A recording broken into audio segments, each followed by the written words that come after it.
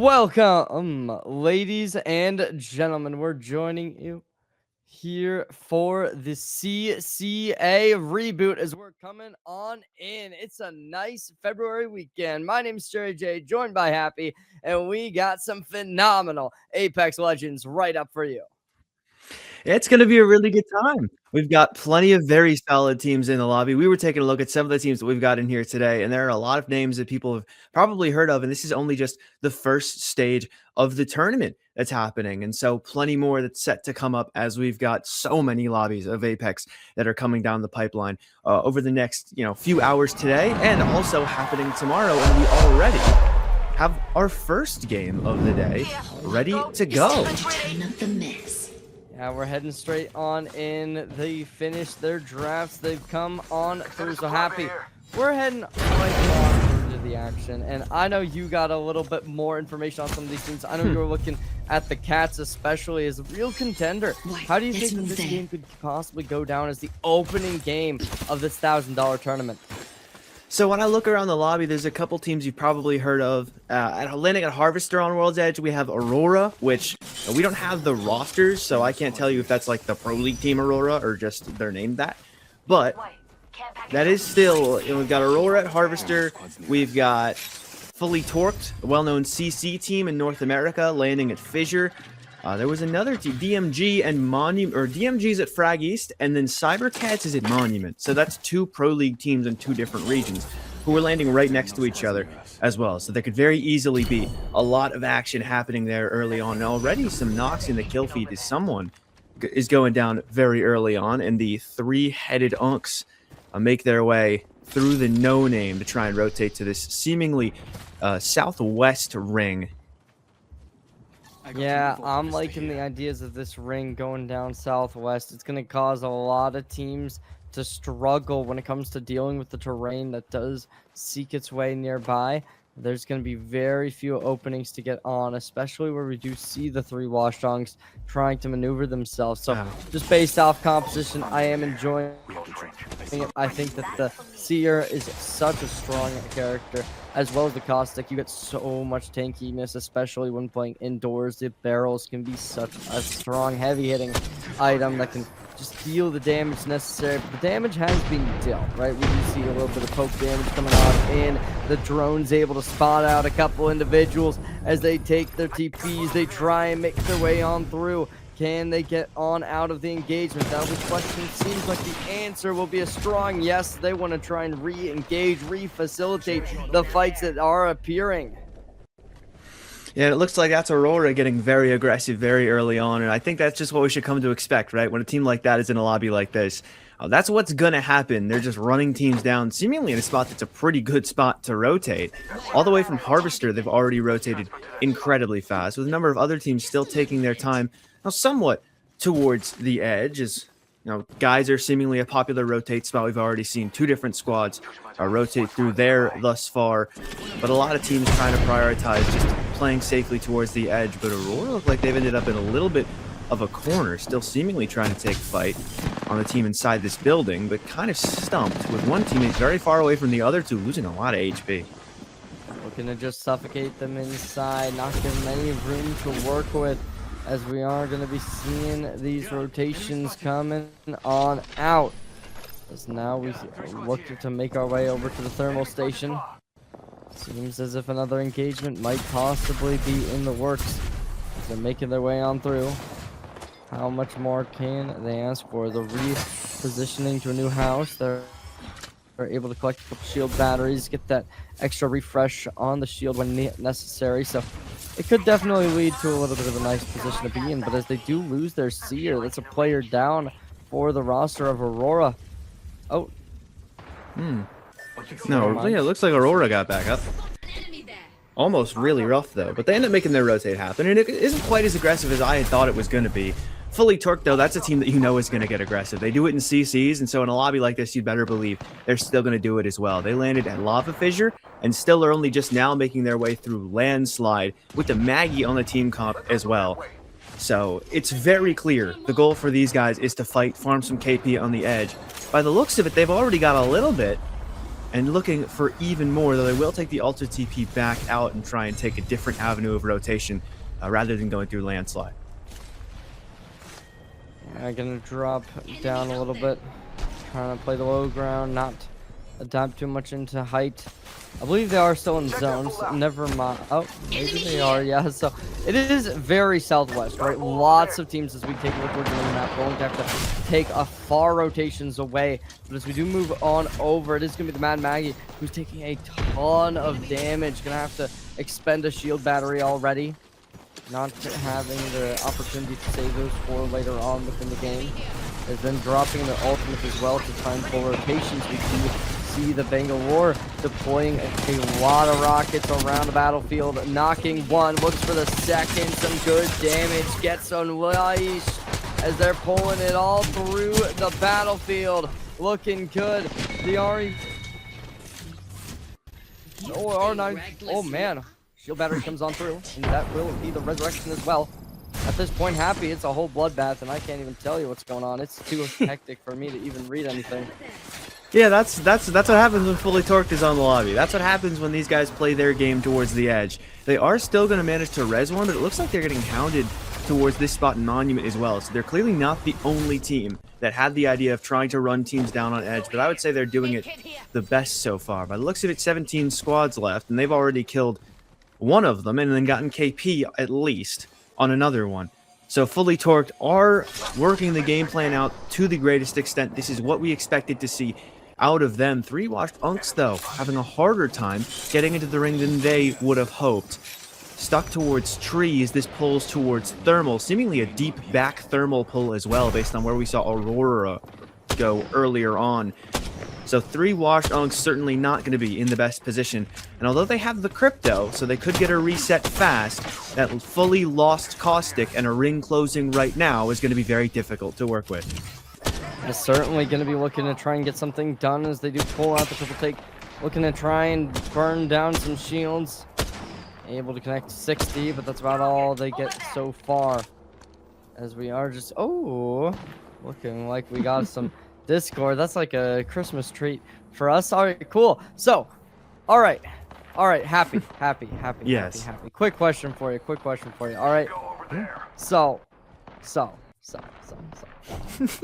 You're I really want to get your thoughts. So much suspense on this question. Oh, absolutely. Absolutely. So we're looking towards kind of what we got. Do you think this Newcastle is going to be like the play, or are we still on that Caustic train? Because personally, I haven't really been like too up to date on the meta. I'm still a Caustic believer, but I want to get your thoughts on which is the better option. Honestly, right now, if you're playing hard enough zone, you're picking both of them at least game 1. That's the most common composition that I've seen towards high level competitive play is both the Caustic and the Castle, because they're really powerful, especially both together.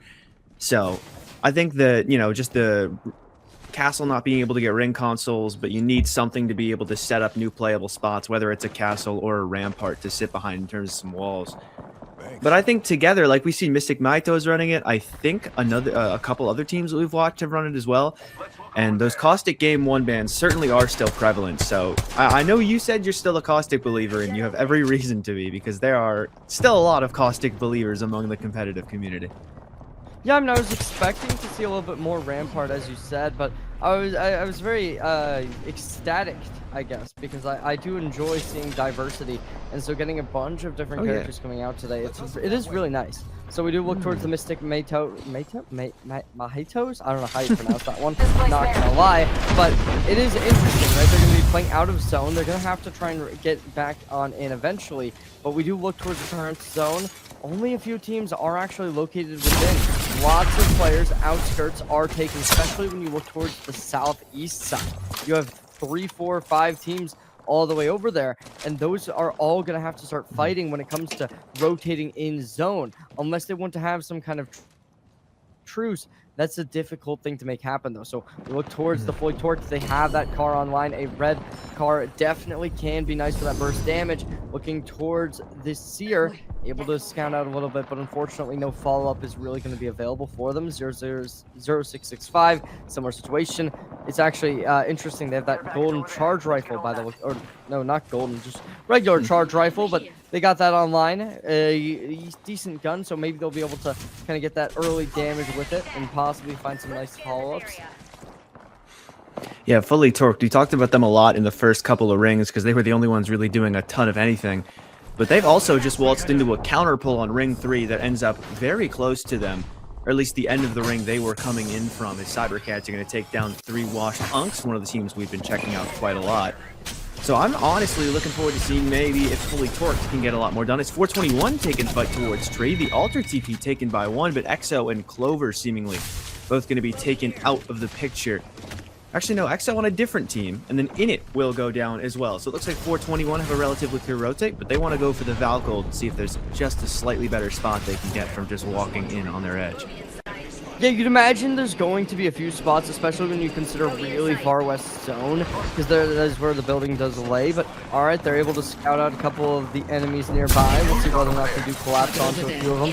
Fully torqued, taking their leave. Damage being dealt. 421 in a world of hurt currently, but it is still just going to go back over 0665. Playing the low ground, see what they find. Well, there's really no contention just yet. Fully torqued. The HP drop to the shield batteries getting applied. How much more can they ask for? That will be the question, as they do have the ultimates online, ready to drop into action as they do take the shield up. Lots of damage dealt to Kates, as FDK's going to have to pull out the medkit and the shield battery just to get back to full. I guess that does mean that there was no battery online, but see what they find next. They take the shield with them and look to try and reposition with the rest of the team. They aren't in zone currently, have a long way to travel at this point, as they have to get all the way through the lava. A lot of teams are going to have that issue, especially as it gets towards ring 5, ring 6. I'm fairly certain this ends up pulling towards the north side of what is still remaining, that being these houses on the upper side. So if fully torqued can end up clearing this north side and maybe playing some of those rocks across the way, they could have something to work with, or they're just going to have to clear the houses straight ahead of them. Either way, they're probably still going to look to fight people, because we still know the kind of team this is. It looks like DMG already set up in that better spot I was talking about across the way. DMG actually has control over one house and all of that north side. So as this continues to likely pull towards, I really feel like they're in a great spot to win this game. That fight that might happen between fully torqued and DMG is what I'm looking at as potentially deciding who wins this game if it continues to pull to that north side, like I'm sure so many teams are expecting.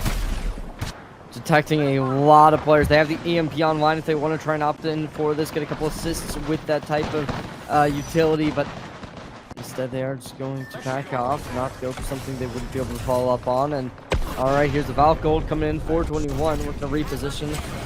So many enemies seeing those green triangles are lighting up, as it is interesting. They already detach from each other and look to just try and engage on the low ground. Finds their first target as they collapse right on, knock them down, but the grenades deal the damage. 421 instantly falls. An aggressive play. They do get the kill, but that's everyone dead. Tragedy, to say the least. Happy. Yeah, it was Cybercats the ones taking kills onto them, and I think Cybercats still maybe have a rat alive, but they certainly didn't get out of that situation with 100% of their power, as Ooh gets knocked on the low ground. Fully torqued did end up taking one of these houses, and they are in firm control of it. Looking down on the rest of the lobby, they still have DMG to their side, but this actually ends up pulling right towards their building as well as the one next to it.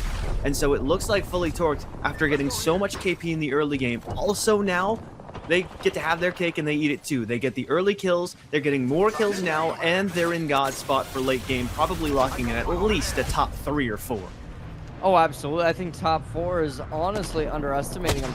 I'd say guaranteed top 3, maybe even top 2 guaranteed. But yeah, it's certainly looking like this team is going to be on the forefront of this game. Aurora in a little bit of a tough spot, having to make their way on through, but with so much lava changing up the terrain, it will be tragic to say the least. Let's see what they do find. As fully torqued having such a good arsenal currently. G7 Scout just dealing the damage, applying it heavily, but nobody's there to really continue up with them. Everyone now moving over to the high ground. Drone will be detecting them, giving away a little bit of information. We don't see the EMP launching just yet, but so far they're stoic in their positioning, holding high, and Nobody is able to contest. Now they start dealing the damage, cracking the shields up wide open. And Fully Torqued is going to really be able to apply this pressure to these teams outside the zone. Yeah, those teams outside the zone, it's basically just a battle for whoever can live the longest. Maybe rat someone on the little rocks that are still on the low side of this ring in the lava and just hope that they can get a good spot. Maybe you can get your altar down there and then TP up late. But if you don't have an altar, your best hope at getting anywhere right now is probably that. Maybe they can pop a Valgold or something, but you look at Aurora, they're one of those teams that's fighting for that low ground, and it does look like they were able to make it. Iarka could go, or rather, Orion could go for an altar TP as well, but they went here a little bit too early, and now they're all going to die for it. Orion eventually loses his life as well, and Aurora only gets 7th place for game 1. Yeah, getting a little bit antsy will cause them to dissipate. Is now trying to deal more damage, only able to hit for 23. Lunic's gonna have some damage done, but not enough to be too happy. On hand, looking to try and spot out stragglers playing the low ground of this building. Spotting out one, dealing the damage, securing the kill, finalizing it. As now they are gonna look to just finish this off. His own places once more. Looking to go down for the low ground, finishing bodies, dropping them like flies. Everyone dead for Fully Torqued. Maybe we were a little bit too overzealous on this placement. As all right, Kate is able to get back on up. I don't know why someone's name disappeared for a second. Yeah, I thought they were dead and like left the lobby, but no, I guess the whole team is still here, alive. Cool. Cybercats playing the low ground. Only able to survive on top of these boxes. It's tragic to say the least. Yeah, this is what I was talking about. They were the team that won the right to get top 3 because they killed everybody else on low ground. They do have an altar, so they need to try and TP up soon, but Fully Torqued recognize that there are so few teams in the lobby that they can absolutely put pressure on this, and so they will. Not going to finish onto Ranches, and I don't recall if he was the altar player. I don't think he was, but if he was, then that squad is just locked into not getting any better than 3rd, and we are still in a fight between DMG and Fully Torqued to see who takes the They haven't been too impactful so far within this matchup, but they're showing up here, they're showing up now, dealing the damage, shutting down one of the players as it is going to be Fully Torqued in a little bit of a rough spot, trying to get something done as KJ the Pro. High ground, phenomenal thermal nade, will be able to knock one, but it is still going to be damage. Looking to get the resurrection off. Fully Torqued in a similar situation where they're able to find the resurrection alive. DMG going to be able to find a knock, but instantly backs off. 2 squads remain.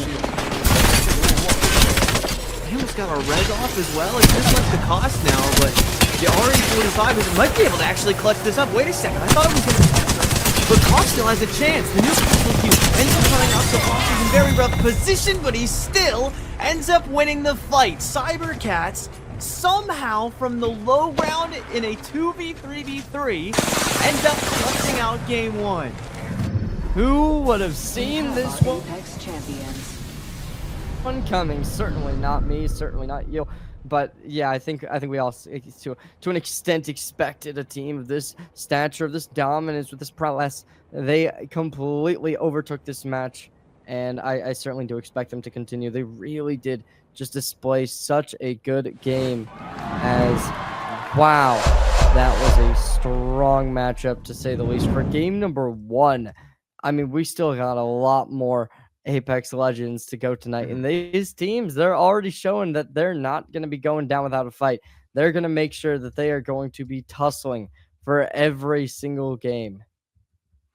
Yeah, and it's a lot more competitive a lobby than I had initially thought. When I had looked at it coming in, right, you see teams like Aurora in the lobby, like Fully Torqued, the kind of roster that is going to torch a lobby if they think they are easily the best team in it, and even DMG. Cybercats, 2 of the teams we saw get top 3s at the very end there as well, along with Fully Torqued.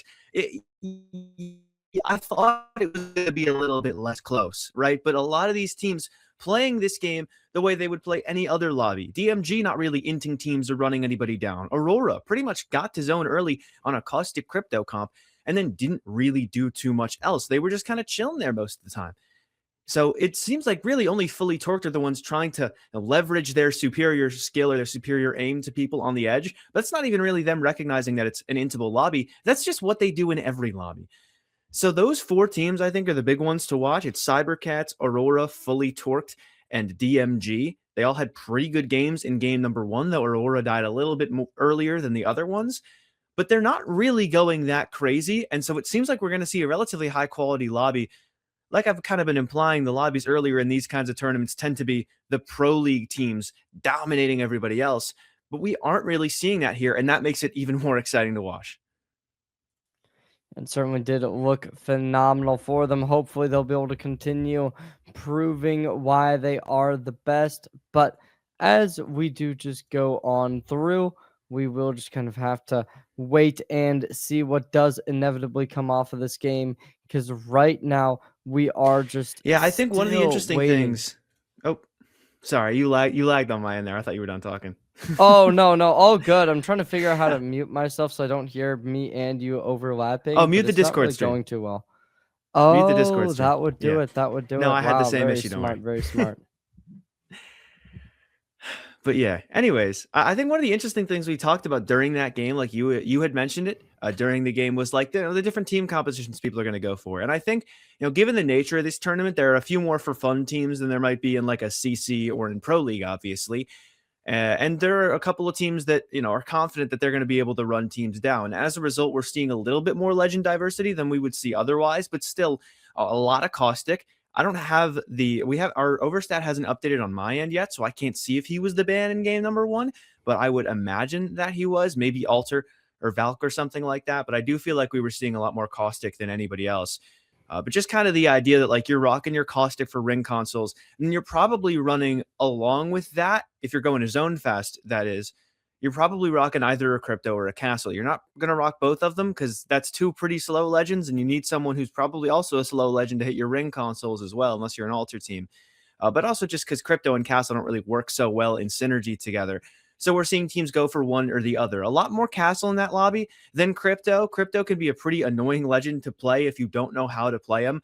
But it's certainly worth it to get used to it. And so we're seeing a lot of those higher end teams like Aurora rock the crypto, which makes a lot of sense because of the upside that comes with him and, the fact that they've got a solid crypto player themselves. But I think generally just looking at it, which legends we're going to see is going to be a really fun story for today. Because like I was talking about, we're seeing a lot more diversity than we might have otherwise seen. And it's only game one. I saw an Octane at some point during that game. Like Mad Maggie was already picked by Fully Torqued, right? We are seeing a lot of people go for different kinds of compositions in just the first game where no one has been banned yet, as we start to see some of those early controllers or really popular mobility characters like Alter or Valk get banned, we're going to see people go for a lot of different angles. And I'm really excited to see how things turn out by games like 4, 5, or 6. Yeah, in terms of bans, I do kind of agree with you on the idea that we're likely going to continue seeing that caustic ban coming out next. And if not, like, maybe there's a world where they go with something like I could even see the crypto. I won't even lie. I think that would be a feasible option for some teams. But yeah, I don't think that the Valkyrie was as impactful as one would have expected it to be. We only saw, I think, like 3 or 4 teams, at least towards the end, that really ran it and were able to find success with it. So it does feel like something that will be a little bit less impactful when it comes down to like first bans. So realistically, I do expect that caustic to be gone. Maybe there will be some types of changes, but yeah, the top teams definitely were able to outclass everyone else with him, and that's something that hopefully we'll be able to change. Hopefully we'll see some more diversity, because diversity is always fun when you get to see tons of different legends coming in. Maybe we'll even see a Watson, who knows. I mean, there's not like too much of a likelihood on that one, since you got way better.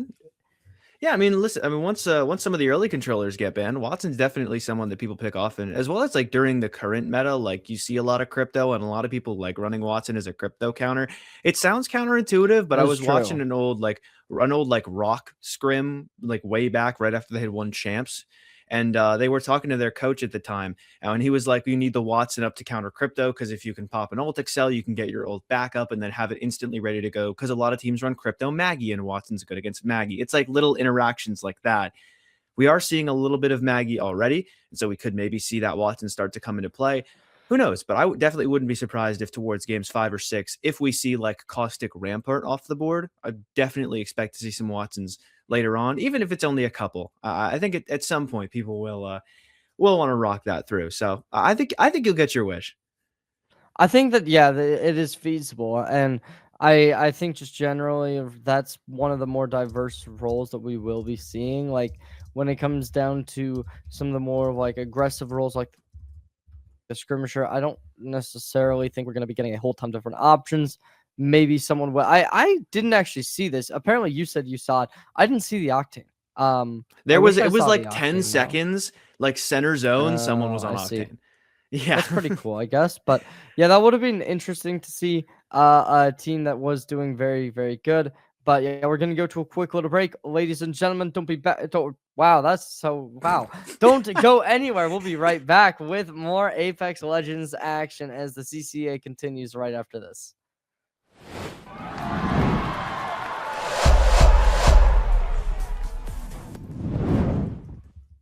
Well, ladies and gentlemen, we're back once more with CCA for even more Apex Legends action. We're heading straight into game number 2 sooner rather than later. My name is Cherry J, joined once more by Happy as we come right on into the action. I want some predictions from you. All right, what do you think that banned?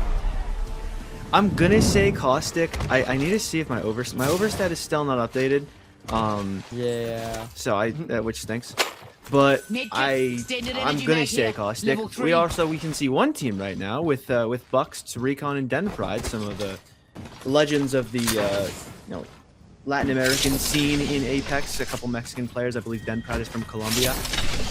But either way, they're not on Caustic, so they're at a dome. So maybe it doesn't really make much sense. Maybe they seem to be more of an aggressive team, anyways. At least in the comp they try to run today. But either way. Just off of that, I'm going to assume that Caustic is gone as we take a look around the rest of the lobby. No, he's still here. I'm guessing Alter then, given that neither of these teams have run Alter. That would make most sense. But a South Zone pull, once again, seemingly a little more towards launch site this time. Maybe pull back up the Siphon. Otherwise, we know it's going south, though. So expect Fully Torque to keep running teams down. God bless the team at Downtown. Yeah, it's a situation where we are getting a very similar zone to what we got last game, but this time we can cruise over here. We'll be drawing it down to southeast instead of southwest. So we'll see what does end up happening. You look towards kind of the bottom center. There's a lot of teams bunched up together, so there could be a bloodbath coming in relatively quickly as we do look towards the crypto. They're actually going to be running this with a Wraith this time for Cybercats. A pretty interesting choice for that secondary, I guess, skirmisher, since you do have a lot of opportunity to kind of make ranged attacks work, especially when it comes to your drone, right? You're going to be able to utilize that with a follow-up and then take like a Wraith portal to instantly get into the fight. But as they do already start up a fight, the Cybercats might already be in a pretty rough spot. Oof. Cost living on 1 HP. The Valkyrie is going to be his end, though. It's DMG and Cybercats, the two teams I talked about before game 1, being right next to each other, and Monument and Fragment, two of the best teams in this lobby. One of them will be one of the first to go. The first one down is Cost, but the trade is in. Thanks to Elonzi finding that knockback on a YNV. And they do get the res on a Cost as well, so seemingly DMG on the back foot big time. With that Caustic back up, you've got a chance to maybe get back into this fight. He needs time to pop a Phoenix kit, though. As the crypto also going to pop some syringes. It's entirely on Elonzi to put damage out in the start of this fight, and he nearly finds a knockdown on another one, but I think DMG is just going to have to run away. Cybercats taking the port right behind them as Elonzi wants to ready for this fight. Seemingly another one going on towards the launch site. Manitos, the team we were looking at right off the top, then five are taking a fight on the team towards the launch site. In Aurora, not even the launch site team, just the team faster. Always Harvester, early engagement. Recon nearly gets one frag. He will knock down Hyarka. Bucks had time to get his shield bat off as well. So now it's a 2 versus 1, or actually just a 2 versus 2 for them. In the meantime, though, DMG is going to go down in 16th place. Already a lot of teams gone. Yeah, it's already looking like this one is going to be a bit more aggressive than we saw in the last game. There's only 15 squads remaining. They're going to drop them down to the low ground. Manitos. I don't know if they'll be able to find. I don't know, it's currently looking good for them as they are going to be dropping in some grenades. T2G Titans healing up, looking to still just play relatively passively. They got a couple crates next to them where they will be able to refresh their materials in terms of their ammunition, in terms of their healing supplies. So that's going to be a little bit of a buff towards them. But then playing from the high ground, HYK dealing the damage as the RE45 really nailing into them. As now they get the resurrection off. Manitos still going to be playing towards the high ground, dealing damage via left. Will be able to find some early aggression as they have that Mastiff with them, trying to get some shots. Hits them 27, gets the knock as there's the level up on the shields. Yeah, good damage out. Now we will watch VLF go take a fight as it's Bucks in the gang taking down Aurora fully now towards launch site. 12 squads remaining. So whatever quality there was during game number 1, whatever was keeping these teams from just inting each other immediately, it's gone now. The hope that I had for today, it has faded very fast as VLF making sure that Bryson and his squad are fading just as fast. Void is going to get taken down as well. And seemingly not the full wipe, as it looks like the last member of that team got a little further away, but only just a little further away. Eventually Brady falls as well, and Rosugod and VLF will take the most isolated 3v3 towards Mirage. 11 squads left, and we are still a minute from round 1 having fully closed. Yeah, this one is certainly going to be a very different game than what we've seen previously. So far, though, not too many teams that are currently close together, able to get into an engagement. You got a couple that are sitting towards center zone, but for the most part, most are currently playing around the extremities, not really taking to any engagements, expecting to more so play forward placement points, trying to find their way up to tomorrow, as that is more than feasible. But we will just have to kind of wait and see, bide our time. As frag grenade here. Yeah, I'm not sure whether or not there really is going to be any opportunity for them to fight anybody. I mean, listen, if you didn't get at least a little bit of damage, or if you don't have like a good amount of Eagle Harps picked up, it's looking pretty tough for you since you're going to be pretty far from purple. I think D665 are going to start to realize that as well and look for a little bit of a fight, as from Revan, going to try and port his team into a better spot to try and start to take an engagement on the team on the north side of Lava Siphon. Oh, dealing the damage. R99 in hand. Pulls out the dimensions. Goes through. D665. Gonna have to deal with some grenades coming their way. So we are just gonna get that damage dealt. Oh, can they finish off the kills? Healing up a little bit. Syringe in hand. Able to be exhausted. Let's migrate over there. We still don't find a whole lot. Yeah, and that fight seemingly still happening eventually. It's T2G, the other team on the other side of that fight. They're going to try and look for it again probably, but T2G definitely not liking the spot they were stuck in that position, trying to get a little aggressive and retake some space somewhere. D665 now have them stuck on the low ground of Lava Siphon, and there are still no teams nearby. So if you want to wipe this, you got to do it now, and you probably should because you're not that close to ring. This is a very solid way to get some points on the board by taking this fight, but Revan going to lose a little bit of health early on. D665 really want this fight, but they just cannot get the entry that they're looking for onto T2G, and the fact that they haven't done that yet scares me a little bit because it's going to be more teams coming through from the edge. This is fully strong side of zone, so everyone's going to be rotating through Lava Siphon, and this could very easily get thirded if D665 are going to die on the hill of fighting T2G on their low ground.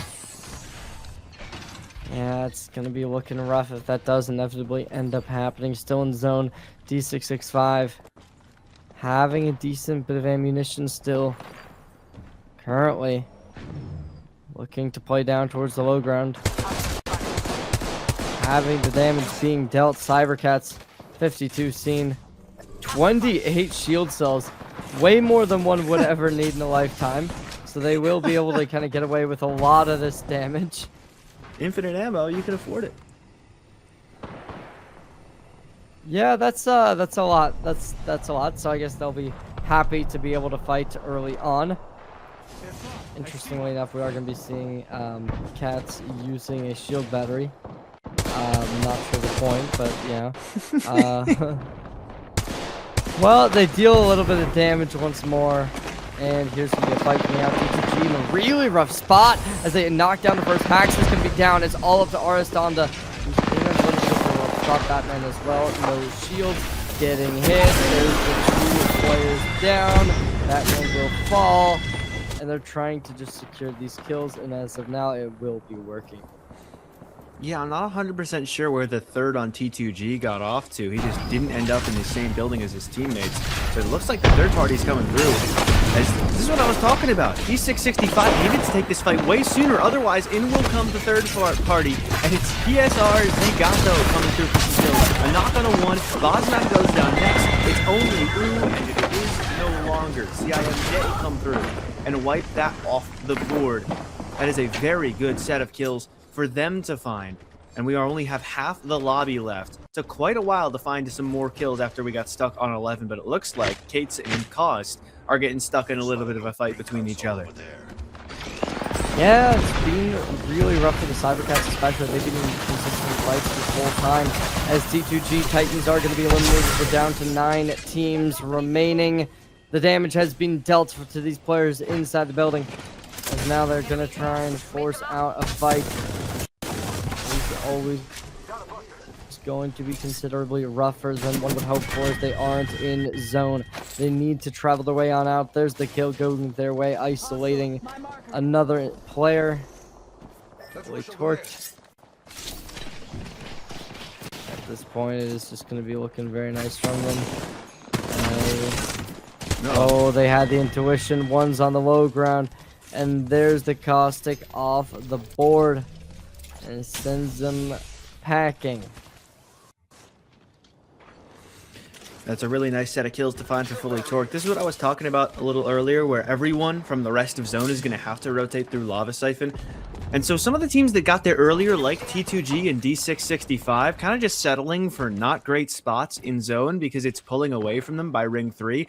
And it's not only just that, you know, it is doing that. I have omnipotence, technically, in this observer POV. We can know that it is pulling away from them, but it was pretty easy to see that it was going towards Dome, or at least pretty south of Lava Siphon. So teams settling for spots like that, trying to force fights in spots where they don't need to happen, ends up getting both of them killed by some of the top teams in this lobby. Everybody else still alive, just trying to make their way to Zone. I also do want to point out now that since it's a Dome pull, we can start to really talk about the Dome team that was Bucks and the gang, and they went over to launch site, won a fight on Aurora, and recognized that this lobby is going to get very inty, and so even though it's going right to our POI, we don't want to just settle into our spot in Dome.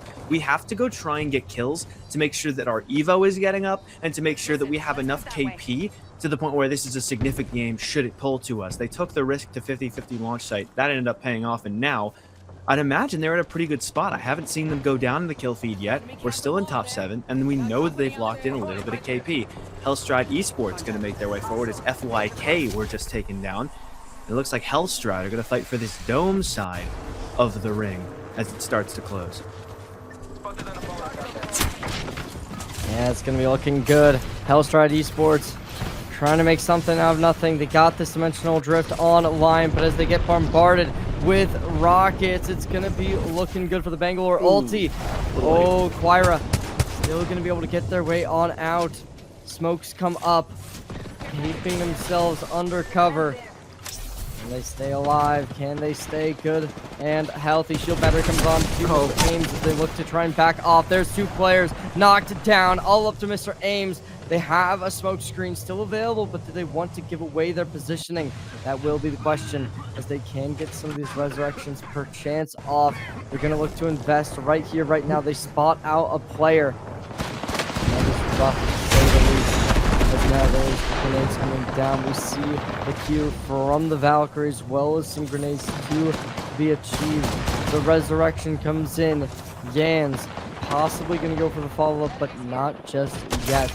Instead, leaves them to do their own thing. 99 to the head, and that's 3 washed Unks delivering a nice shot. 421 going to go down in 7th place, and the saving grace for this squad that had 2 knocks stuck in the corner is the fact that there are 2 teams over here. 3 washed Unks having to contend with a team across coming out of the cave, as well as Ames stuck in the corner on the Bangalore behind 2 knockdown shields. So they can't overextend to try and get that KP because they know it's instantly going to get thirded, and if they lose anybody in that position, it's going to be rough. But 3 washed Unks seemingly just not in a great spot. This is a great spot to play this ring, don't get me wrong, but if you don't clear your back first, it's not going to work out. Manitos, though, they're watching this squad run straight in on them. This is the Bangalore team that almost fully died early. These 3 washed Unks guys. Manitos are going to look to defend their home turf to the dome. Yeah, they're going to go for the entry. No shields, looking to crack them. But it is Manitos who's got no shield remaining. Only Recon who's healthy. Shield cells coming online, looking to try and play aggressive. Position has been revealed. They have this understanding. Enemies nearby. Let's go this way. Over, trying to make something happen. Aggressive. Hellstrike Esports still just going to be Mr. Ames remaining in such a desperate spot. The caustic traps come online, looking to try and halt their enemies in a little bit of a difficult situation. Spotting out the first, dealing the damage, will not be able to make the connection. Instead, just backs off slightly. Ultimate accelerator. The job done fast. 1 remaining rat for Hellstride is going to be huge. Already locking them down to at least 1 or 2 more points with how long they've been able to live by themselves. As Mystic Mindcuts go down in 5th place. Manitos seemingly no idea that the rat from Hellstride is in here, but much like last game, we've reached a relatively late ring, but not super late, with 1 rat and 3 full squads alive otherwise. Manitos fighting this team that's just across the way inside of Dome, and then seemingly the other full squad in a very different position. But Bucks, Den, Pride, and Recon are going to look for this fight. But look out, the rat is still right there. Recon could very easily lose his life in front right past Hellstride's final remaining member. Great entry, but don't forget about the lone member of Hellstride, who can easily third-party this. Yeah, it's not looking good by any of the fires dealing the damage. Looking to try and get rid of the siege as they peek on away. Put down the smoke. The Arcstar comes into action. There's the knock, though. Hellstride Esports. It's all up to Quira in a 1v3. Ooh, no trades. No trades in that fight that he was looking at, so he can't third it. Quira just unable to get involved in the action. Decent utility still available for them. Oh, man. Wow. That's a guy. Yeah. That is rough. Does not look like Hellstride is going to be very long for this world. I'd imagine that he'll get spotted out. Actually, no. The team from inside of Manitos is just going to try and rotate around. Eventually, though, he will get spotted. Is on Wraith, so he might be able to live longer, but look who it is on the outside. It's fully torqued again. They're going to take the 3v3 against Manitos to see who's the winner of game number 2. Kraber in hand. Fully torched. Phenomenal in the last game. Can they keep it up? The Bangalore ulti makes them run their direction. As the shield looks to block everything that comes their way. The ult involved, making it all go their way. But the R99 just able to find the knock. It's traded instantly. The frag grenade comes online. Looking to make the finish. It will happen. Manitos down to 2 players. 46 damage dealt. Able to find the recovery on the beacon. They still need to do it all. There's the knockdown. Recon, by the way, down. There's the champions. It's fully torched. Taking game number 2 in phenomenal style.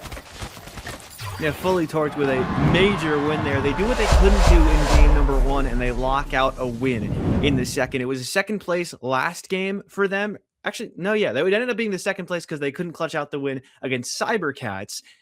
Even though they were in a pretty good spot, I would say the best of anybody in that first game, especially after DMG lost one fully and Cybercats, excuse me, had already lost one. So they throw that position. They're again in the best position here after killing literally everybody outside Dome. And then they do the same to the team that was inside Dome as well. That was a very solid game out of Recon and his squad. They played it pretty well, I have to say. But it does just look like that final 3v3 at the very end was where they fell. And that's where you're going to fall when it comes to a lobby against fully torqued. If they get to just take a full 3v3 against you, that's where they're going to be at their most comfortable. That's where they're going to be at their scariest in terms of being on the other end of it. So a good second place for Manitos, especially since I had pointed out that was a dome pull, but they made sure to run around and try and get some KP on the neighboring POIs because they recognize that, look, our team comp is, it's like Maggie, Valk, and Bang, I believe, was the team comp. We got to try and run around and get some KP because we're not meant to be the team in dead center zone. So we got to see if we can take our comp and do what we're best at before everybody shows up the dome and makes it really hard. I think that was just one aspect of what made that last game so, I'll say inty in a sense, because so many teams were dead that fast. Manitos, the ones to get a good amount of that KP. I don't think quite as much as Fully Torqued got, but still really good recognizing that, you know what, it's coming to dome, but we're not necessarily a hard zone team because, you're playing zone. You can't be a hard zone team. So let's try and turn this into an edge game, even though it's coming to our home field. And that home field advantage certainly played into their advantage for most of that game. Again, until Fully Torqued showed up and ended up taking it home. So a really good game for Fully Torqued. And although I can't see standings at the moment, I would imagine I'm going to put my money on the fact that Fully Torqued is in first place after those first two games. Yeah, I think that's definitely a reasonable bet to say. I don't know who would really be beating them right now. As yeah, Me there's a neither. couple teams that have been fighting for the second, third, fourth place, but it's been Fully Torqued that's been consistently on the top of the leaderboard with the kills going their way. In general, this team has just looked so good.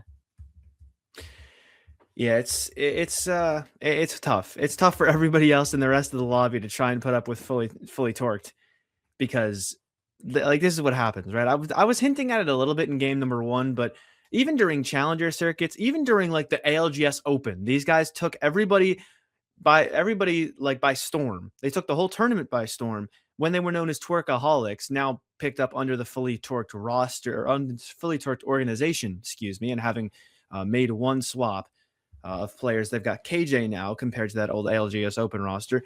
But they really just captured everybody's hearts by just running everyone down, even when they were in lobbies of like some of the best pro teams in the world, and it still worked. They got top 20 at that LAN. They were doing it at ALGS Open. You'd better believe they're going to do it in round 1 of the CXA anniversary tournament. That's just what this team does. That is what they will always do. They will live and die by it. And right now they are absolutely thriving by that play style of just taking kills, clearing the entire edge, not even their edge. They're clearing their neighbor's edge too, just because they feel like it. And then they're going to win because there are just so few teams left that they can continue to take early fights. This lobby is playing out exactly the way Fully Torqued had hoped it would. Nobody really playing that zone too hard. Everybody is looking for kills early and often in just the second game of the day. Yeah, hopefully we will be seeing a closer game to game number 1 than game number 2. Obviously, game 1 was really just everyone making sure they play their life, don't go for any overly aggressive plays. And then game 2 is just quite the opposite. So ideally, I think we are going to be going in soon, but just to give a little bit of a prediction, do you think we could see that third victory come out here for the Cats? Certainly could.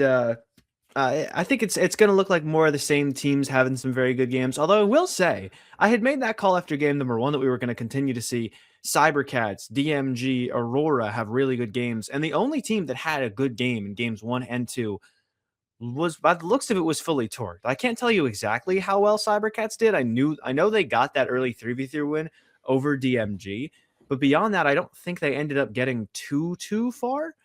But it was really just Fully Torqued. We know Aurora and DMG died incredibly early because we got to watch them die in the very early fights off drop. It's very clear that this lobby is not playing the way they had hoped that it would, and they're probably going to have to start to change up the compositions to be prepared to fight very early and very often. I mean, Aurora in that last game was coming from Harvester, and they were in launch site like only just before Ring 1 started to close. So they are rotating incredibly fast to try and take an early God spot. But it would seem like that's not quite the right read on the lobby today. A lot of teams, even when they get a zone pull, are looking to try and take fights on other teams nearby. There's a lot of center zone fighting. There's a lot of outside center zone fighting. So you're going to have to try and figure out what can we do out of Harvester to turn this game and to take this lobby and make it something that works a little better for us, because playing zone doesn't really make sense when you're a pro league team in a lobby where everyone who's really, really good at the game is kind of inting face. You're going to show up to zone early, but you're probably going to have worse evo, worse loot than everybody else who's already gotten a bunch of kills. And then you're not going to end up having such a great game. So I'd imagine we'll see Aurora start to change the way that they're playing in these future games. But I do think that means that legends like maybe Caustic, if he's not banned yet, Newcastle probably won't be seeing bans through the whole set if the trend that we're seeing continues with all of these kills and fights happening so early on. Yeah, you're not wrong by any means. And I think, honestly, if I were to kind of guess what we will be seeing, I think I might go with that Valkyrie. It did pick up a decent bit of traction after the previous game. So maybe we'll see that getting banned out. It does seem like we're going to be getting into the game, though. So at least that is relatively nice. The restarting lobby right now seems like there was some technical difficulties. Hopefully they'll be able to get that all fixed and figured out. Yeah, hopefully. That'd be nice. But I think for now it's tough. It's unlucky, right? I've mentioned that, Overstat isn't working so well today. It's outside of our control. So we got to do the best with what we can. We got to make do with what we have. And what we do have is still no more games on World's Edge, seemingly, as we've got a 6-game set and 2 other maps to go. By the looks of the Overstat, I'm going to say the next 2 games are on Stormpoint. That may not be correct. But if we take a look towards Stormpoint, assuming that is where the next 2 games are happening, some of our best teams are in some pretty solid spots. We've got Cybercats landing at Barometer and Aurora at Cenote, so there could be some very early fights, especially if Cybercats look to get aggressive towards their neighbors the same way they did on World's Edge. Although World's Edge, right, you're landing at Fragment.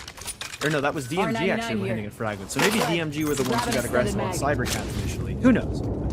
Either way, look out towards Cenote and Barometer if we get into Stormpoint, because that could be some very good action early on. Lightning Rod is where Fully Torqued are as well. This was their first round pick. Somehow it fell to number 11, which is crazy to get Lightning Rod that late, because it is arguably the best POI on all of Stormpoint.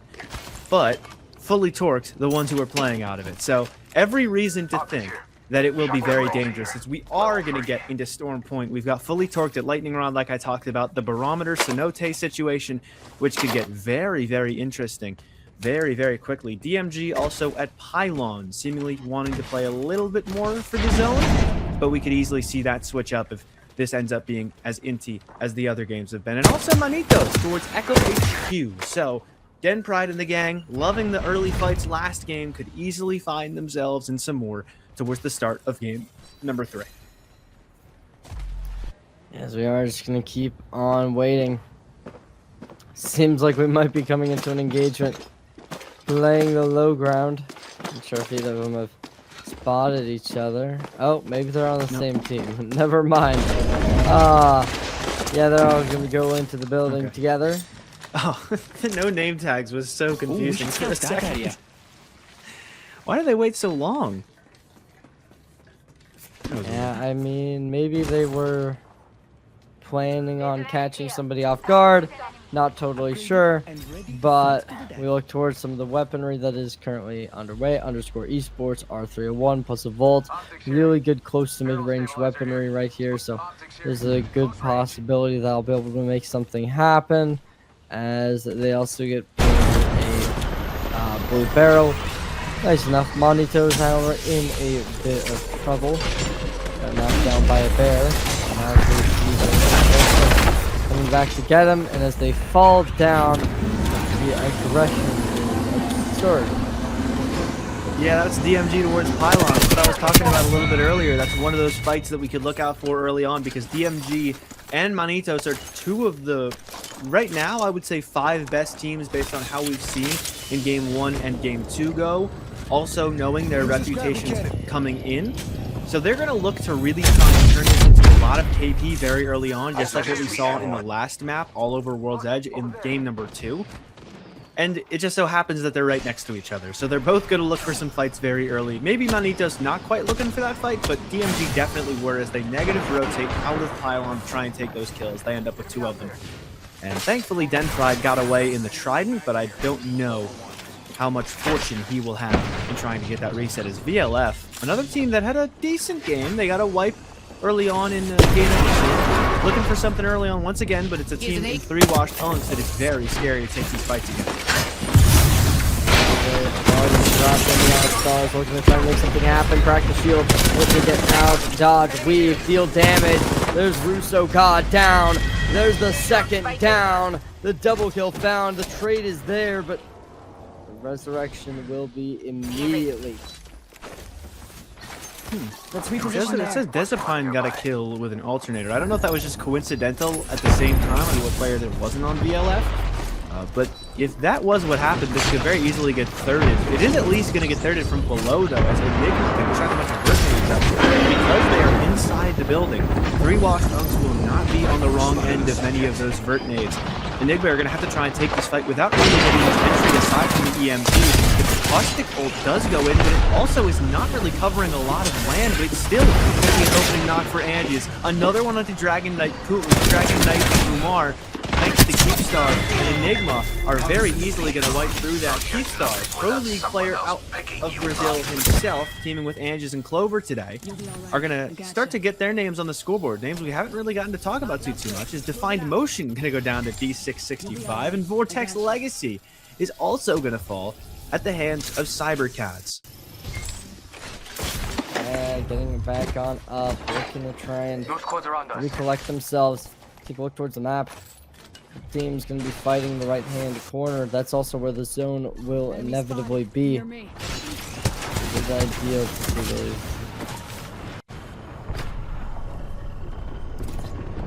Yeah, fully torqued. Not too concerned about where the zone is going to end up being, though. They're concerned about where the people are going to be and how they can get some KP. Ooh, already down. One's taken the cannon. Actually, it looks like 2 took the cannon and somehow went very different directions. I have no idea how that happened, but they get the knock on a 1, and I'd imagine, knowing fully torqued, they are absolutely going to be running this down right behind that team that just jumped up. Lunix is a little earlier than the rest of his teammates, but still looks like he should be able to find the other team on the other end. At the very least, finding his confirmed kill and getting another KP for fully torqued. But I'm going to assume they're just going to keep running after this. The evac tower even popped to presumably try and lock down that KP.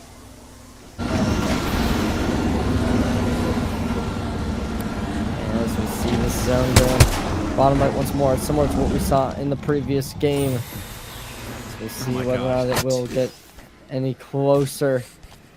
As it fully torqued, the damage being applied. Going to have multiple medkits. A nice knockdown as Bazman falls. Looking to get the second. Isolate some and delete some. Yeah, clean execution. Good on D665, though, to at least punish fully torqued for getting a little too far into the zone. They end up getting 1 KP off of it, and somehow a placement, even though it was that early in the fight. They go down to 13th place with a little bit of KP, as I believe they also got the kills on the Vortex Legacy earlier on. But we can take a look at the zone. We were looking at it earlier. There are 3 teams that are in zone, only 2 in seemingly where the zone is going to end. And you know what that means. It means it's time for more fights on edge. HYK going to take the next one. HYK starting to overwhelm, starting to do the damage. The thermite grenades tossed to the corner. What more? What more? Right now, are just still 3 minutes in. And there's the battery. Cybercat's able to get back up to full. This is center zone as well. Cybercats are looking for a very aggressive fight on another team that's seemingly in a spot where I'd imagine the ring's going to end as Ranches will knock down 2/3 of him. And the nade for Elonzi will take the last. HYK seemingly going to give up on their fight against T2G Titans as well. A team that is consistently ending up on the back foot in a lot of these fights and not wanting to take them. But here comes 421 right afterwards. HYK doesn't feel like fighting. Well, maybe 421 does. Though they did get a finish onto HYK, onto Panic. So 421 actually going to chase that team down the list, and somehow this situation has ended with no one dying on T2G Titans. HYK instead the ones to die. 421 going to sprint right past them.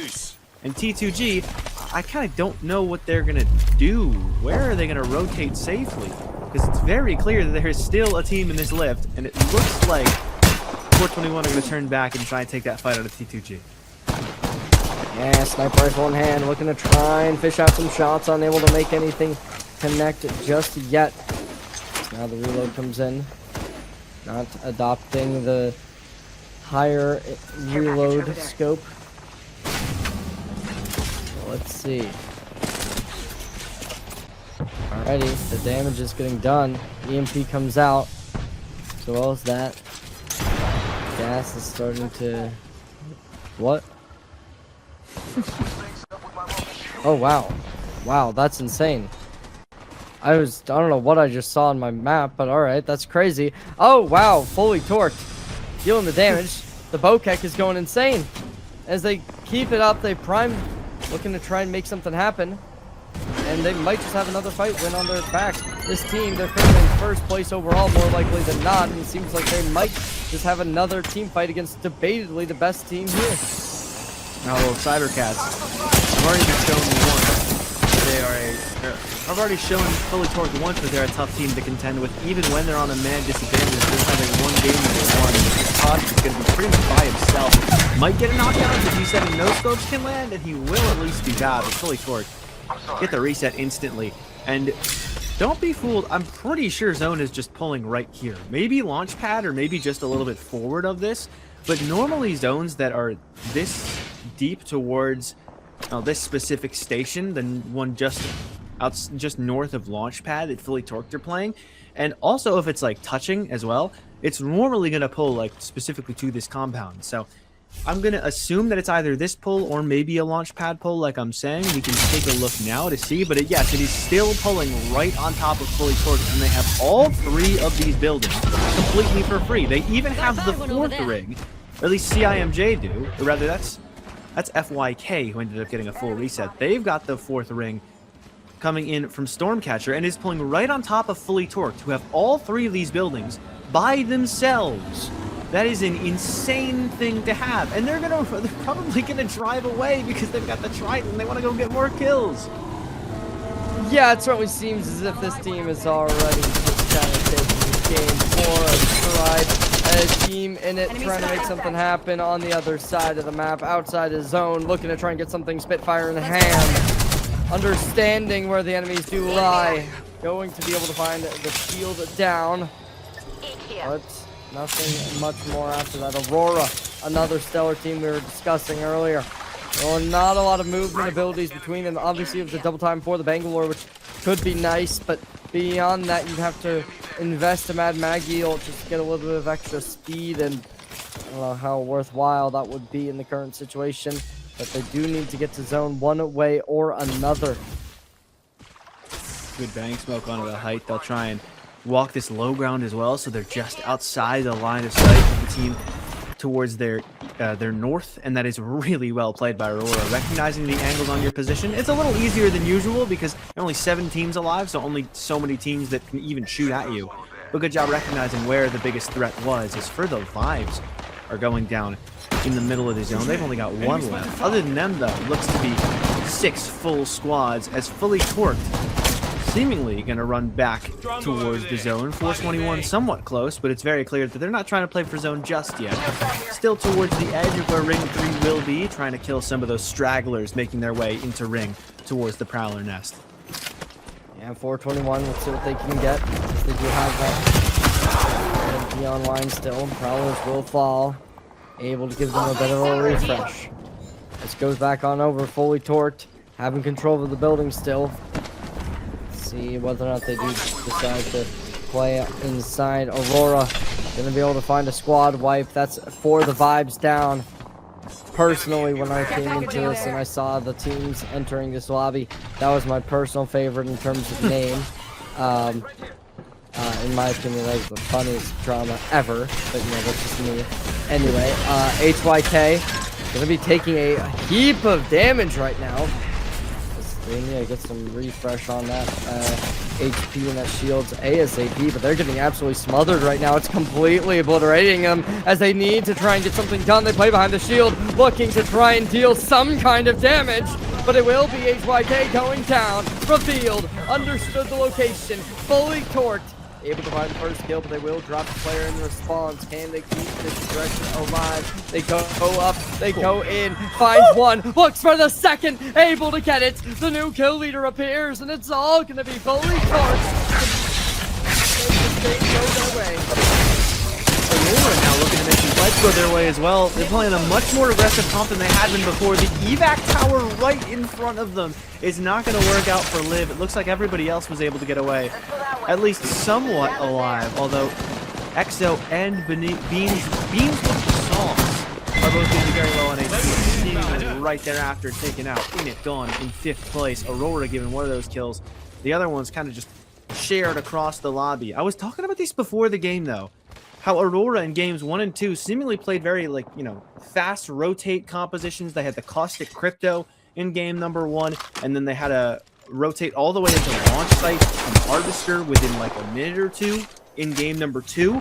They've completely switched up, just as I had expected they would, playing from out of Cenote in a lobby that's very aggressive, and it's already worked out to be what I'd imagine is already their best game of the day so far, with a chance at even more points as they sneak through that top 4. In the low ground, looking to try and make something happen. Kills coming in. No. Hands apart in the battlefield. Nice Bangalore ult could really put the brakes on anybody trying to play the zone. But fully torqued. Gonna have that res coming in. Nicely done, to say the least. That extra HP will be gathered. Oh no! Fully torqued down! No shield remains! We gotta get that retracted. Oh, but there's gonna be the Seer utility coming back on and disrupting your enemies in all of its entirety. They're getting the kills. Aurora challenging. Striking while the iron's hot. Can they conclude anything? That will be the question. RE45 dealing the damage, fully torqued, gets completely squad wiped, and that'll do it. Yeah, the best team after our first 2 games, I'd imagine still at the top of that scoreboard after how well they played in this one as well. But this is their worst placement so far, only managing the 4th place here. Now 421, Enigma, and Aurora will have a chance at taking this first place. 3 teams that haven't gotten better than, I'd imagine, like maybe 5th so far. 3 names that we haven't been saying in these top 5 situations. They're all here, ready to try and jump up the leaderboard with their best game of the day. In a lobby like this, with how many 50-50s these teams have to take early on, this could be their best chance at a win that comes all day long. So you better capitalize as best as you can. Enigma from inside of one half of the building is still with they still have the caustic on board. Caustic crypto, they are very well equipped to hold a position, hold a building like this.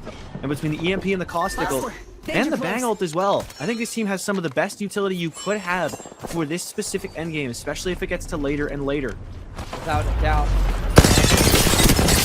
Engagement 124, 177, completely destroys them. It's the cards. It's an absolute menace of battlefield. Look to try and apply the pressure, suffocate them in this building, setting them down, getting them done. It's the micro drones detecting everything, and it's all Enigma having to catch up on the HP. The shields are done, the HP even more so. Head pitch off by the look of the multi shut down just yet. 421 starting to get this online. Aurora playing the outskirts with the shield of damage. Aurora, you see those numbers appearing. They're really putting the pressure on them.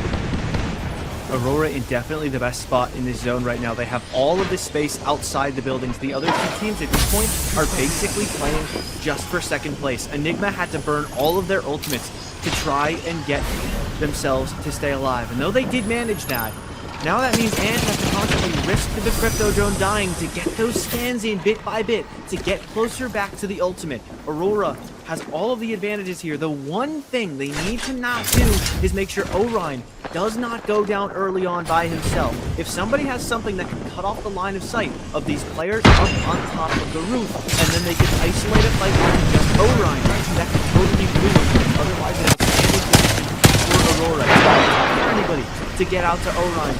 But even now, nobody on Aurora is watching that walk out the front door, so they can easily sneak forward, take that Bangalore down with 2 or 3 players all at once, and ruin what is otherwise seemingly an unlosable spot for Aurora. Both of these two teams stuck inside one building right below them. They've got all the angles as they try to walk out and just pray they're the ones who end up in second. It seems like a predetermined first place for Aurora, and still mistakes that can be made.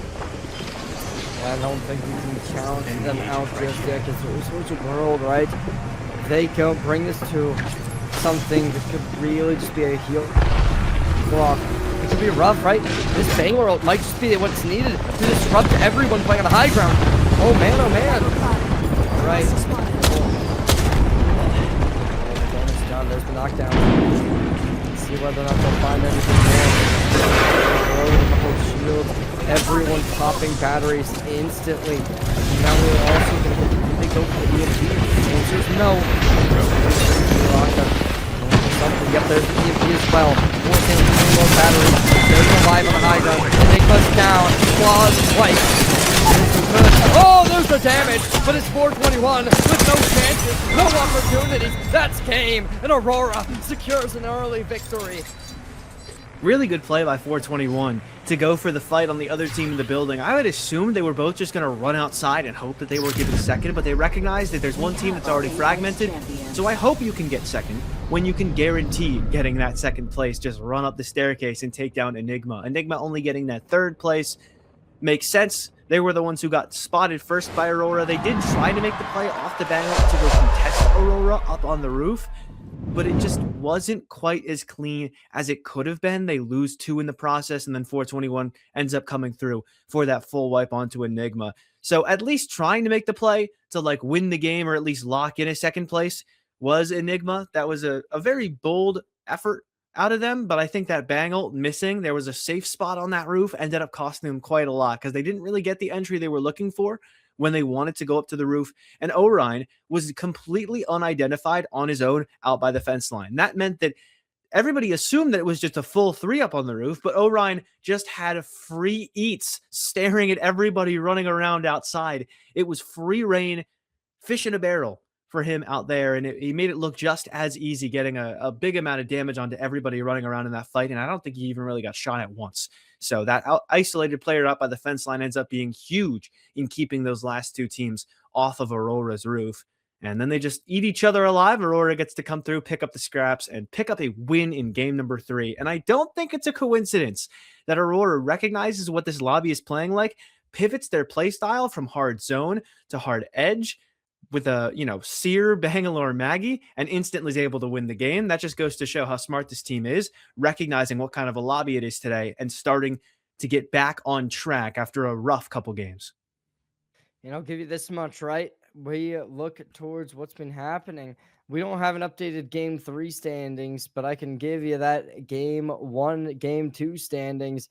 And so far, fully torqued, despite not winning or even coming, I believe, top 3, they're currently doubling what second place has in terms of points. So it's really seeming like fully torqued is not even going to have to worry about this defeat that they had pretty early on, as Aurora, they needed this victory as they currently were standing at 11 points with 7th overall. Certainly an unfortunate game number 1 and game number 2 for them, but a phenomenal game number 3 is that just looked absolutely picture perfect, where we had said like way before that game finished, yep, Aurora is done. They're winning. They're coming out on top. It's a challenge for who's coming second, who's coming third.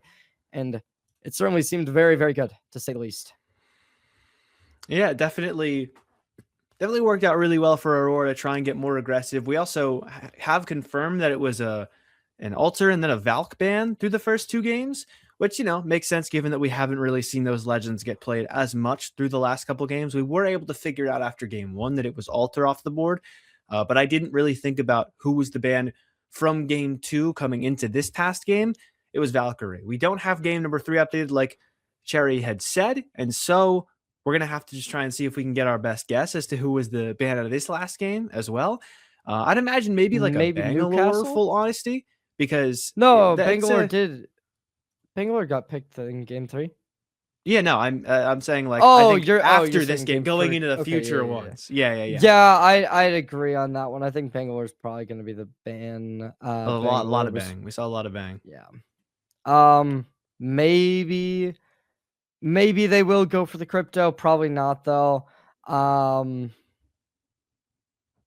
There's a world where they ban the Wraith. I don't know how likely that world is. We saw like 2 teams play it, I think. Yeah, it depends because we didn't get to see a lot of team comps. I mean, so many people died so early. Like maybe all those teams could have been running like, Sparrow for all that we know, and it's a Sparrow ban. I don't think that's likely, but who knows? Man, what would be like the current most played character? That's what I'm kind of curious on. Okay, so far Valkyrie and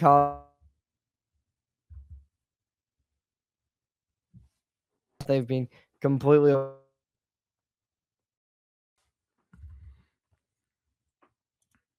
Mm-hmm.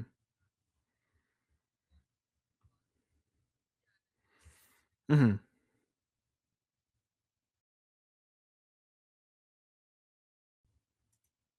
at Mad Maggie. As that did definitely get a lot of play time. Now, something interesting that we were kind of talking about before was the Watson. Watson actually did get picked, which made me a little bit happy. Yay. I cannot lie. But yeah, hopefully game number 4 will give us even more action that will be even more entertaining. Yeah, I think it certainly should. We've been seeing a lot of very early action, so unlike normal competitive Apex, if you are here now, make sure you're here for like the start of next game. Don't take the break at the start of the game and then come back to see the action in the end game. Most teams are dying pretty early on. We're not seeing a lot of teams go to zone very early. And when teams are going to zone very early, they're kind of just getting inted. That was what has happened last game. Fully Torqued were running teams down after Cybercats were running teams down, and then Fully Torqued died in a good spot in zone as well. So a lot of teams kind of punished for getting to zone very early. So it becomes a very awkward sort of lobby where you want to like lurk around. If you don't think you can win fights, that is, you want to kind of lurk around the edge so you don't end up in zone fast, because that's the easiest way to get inted. But then you also need to try and avoid the teams that are on edge and avoid fighting them. I think we've seen teams like T2G try and do that throughout the day so far. T2G are having a decent few games. They're dying later than some of the other teams, but they've only picked up a couple of kills through 2 games, and I don't think they got any in the last one either. So it's just kind of awkward to see like some of these teams that are, not necessarily going to zone fast because they know that's not safe, but they don't really want to like take edge fights either because they don't think that they're obviously not at that pro league team level. They think most of the teams in this lobby are scary enough to fight that they're trying to get around Storm Point while not taking fights, but also not going to zone first. So it's very tough. It's very tough. But I think T2G is probably the best example I can think of in terms of a team who's trying to strike that balance without taking some fights. Pretty much everybody else who's consistently getting decent placement is locking in at least 3 KP before they're ending up towards the top 10 or top 5. Yeah, we're gonna have to just kind of wait and see. Right now, though, I don't know. I think game 4, my prediction for who I'm gonna have winning it. I don't know if you want to give one yourself, but I am gonna have the oh man. I was gonna give it to, we're gonna go with it. I'm gonna have Cybercats as my winner of game 4. I think that might be for the considered vibes. boring. No, I don't think I'm gonna ever, at least until they show a little bit more. I don't think I'm gonna vote for them to win. I'm in between Enigma and Cybercats, but I think Cybercats, they've been doing good so far. They've been relatively consistent. I just want to see them pull through with a decent victory. I guess they did win game 2. Maybe not. I think it was Let's game see. 1. I think they reversed game 1 and game 2 on our on our score sheet. Oh yeah. Yeah, I'm maybe glad we we'll have it go, though. I'm happy we have it. maybe we'll go Enigma. I think we'll go Enigma.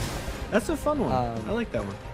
I feel like it's gonna be a team that still needs to qualify, and they're like in 13th right now. So it's like I'm gonna have them go just because like I don't know, copium. I think it's gonna be a team we haven't really seen a whole lot from so far. So I don't think it's gonna be Manitos, Fully Torqued, Cybercats, Aurora. I don't know who else. But, Yeah, I think Enigma's a good pick. Coming off the top 3, maybe Northpad is just a good POI for them. Maybe the Storm Point is just their map. I mean, they have Keepstar. I didn't realize Keepstar was on the team, and I do believe I've seen Anges around as well. I probably have seen Clover X on Liquipedia at some point. It just isn't a name that like fully rings a bell in my head. But that's another Latin American team, right? So that's very cool. very, very exciting to see them start to get into the picture as D665, the team that is landing Cliffside. No, they're landing Stormcatcher. They're ratting the Cliffside team. Why? That's Well, they're off to a good start. I'll give them that much. They're going to keep on going. The damage has been done. They're raised. One shot kill from Raven. Not going to be any good spot whatsoever. As frag grenades come on into building, going to try and apply the pressure, but they are likely to be able to find that resurrection. Mexico comes in. Oh, damage dealt. They'll be able to hit 2 shots to make that connection. And then try and get a little bit more. So far, unable to really deal with the blows. Alrighty, D665 going to absolutely scrap it out. Despite not having a whole ton of shield, but unwavering, which might be a little bit too much overconfidence, as they do have one player dropping down already. Sparrow and the low ground. Sparrow making it awkward, but the Revenant also got knocked at some point. Didn't catch that one. And so Defined Motion will go down. The team that picked Cliffside ends up dying very early. Could have technically gone somewhere else. Both Coastal Camp and Ferrari were available, but chose not to. Anyways, Vortex Legacy taking an early fight against BMG. And actually doing surprisingly well. Vex is able to get one, and although Chaos Feelings ends up going down, there was a kill just before it for YNV. Can she clutch up? Yes, she can. YNV on the Wraith ends up locking it out. Chaos Feelings and DJ Killa will get picked back up. VMG able to get some early KP for the second game in a row. Last time they went towards Echo HQ to kill Manitos. This time they killed Vortex Legacy out of Jurassic. _ esports are also going to fall thanks to CIMJ. And we've already got 5 squads dead this early. Yeah, it's an absolute bloodbath. Instantly, we're seeing teams falling like flies. Let's see what they can find outside of zone. 3-wash Unks. We visited them a lot in game number 1. Haven't seen a whole ton from them since. Ideally, we could see a little bit more come out. Oh, I guess maybe we got the Caustic ban. Oh, yeah, that must be it. Wow. Yeah, interesting. So, that makes a little bit of sense. 3-wash Unks moving from that double controller composition over to only running this Newcastle on the line. Blanking there, but yeah, so ideally, this could be something that'll work. I mean, the Mad Maggie is going to be like really, really aggressive for him. And that's like your main movement individual who's going to have to kind of give the team that to play behind, but we'll see what they can find. Alright, throwing the frag grenades. Not sure where that's going to land in store. Yes, they do! Lots of players seen, and they'll actually be able to find some knockdowns with this, but they might just be in a little bit of a rough spot as one player gets finished. Damage like crazy. This one's already down, the second one seems to be falling in pursuit. Oh, Rosie God is gonna try and go for the res, but maybe even just leave the rest of the team there and get them with their banners with the drone.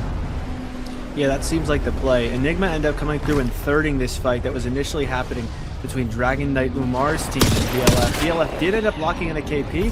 The Mad Maggie gets revived. I don't know if that's from Umar in them. Yeah, that was Umar. So he was rezzed, taken back down, and finished off by Enigma. And the good thing about this, for the other team that was here earlier, VLF, is that they were able to just kind of get away unscathed. Now they can go for a full reset elsewhere.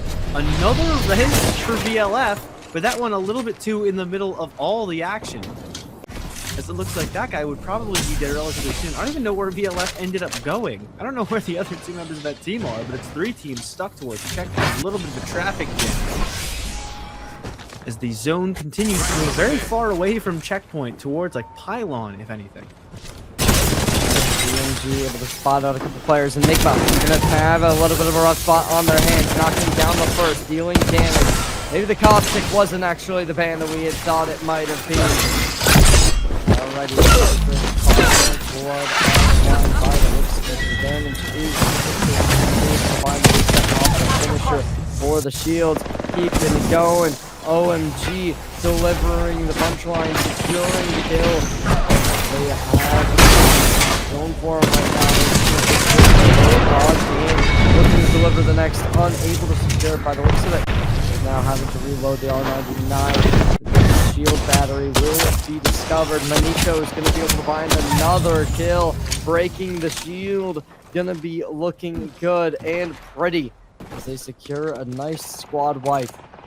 Target spotted. Yeah, the revenge of the DMG for the int from game 3 at the start of the game. They get the kills back on the DMG. DMG still with a pretty solid game, as I think they locked in 5 kills, so it's like a 6-1 game. At that point, what on earth am I looking? What is going on? What is going on?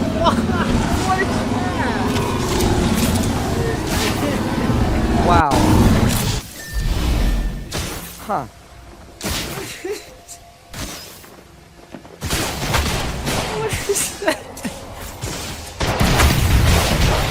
Back over to VLF, looking to make something. Yeah, they are in a very, very tough spot, and they will just get brute forced by an run of them with some SMGs. It will work very favorably for them.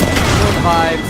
Unfortunately, this $40,000 the red vibes.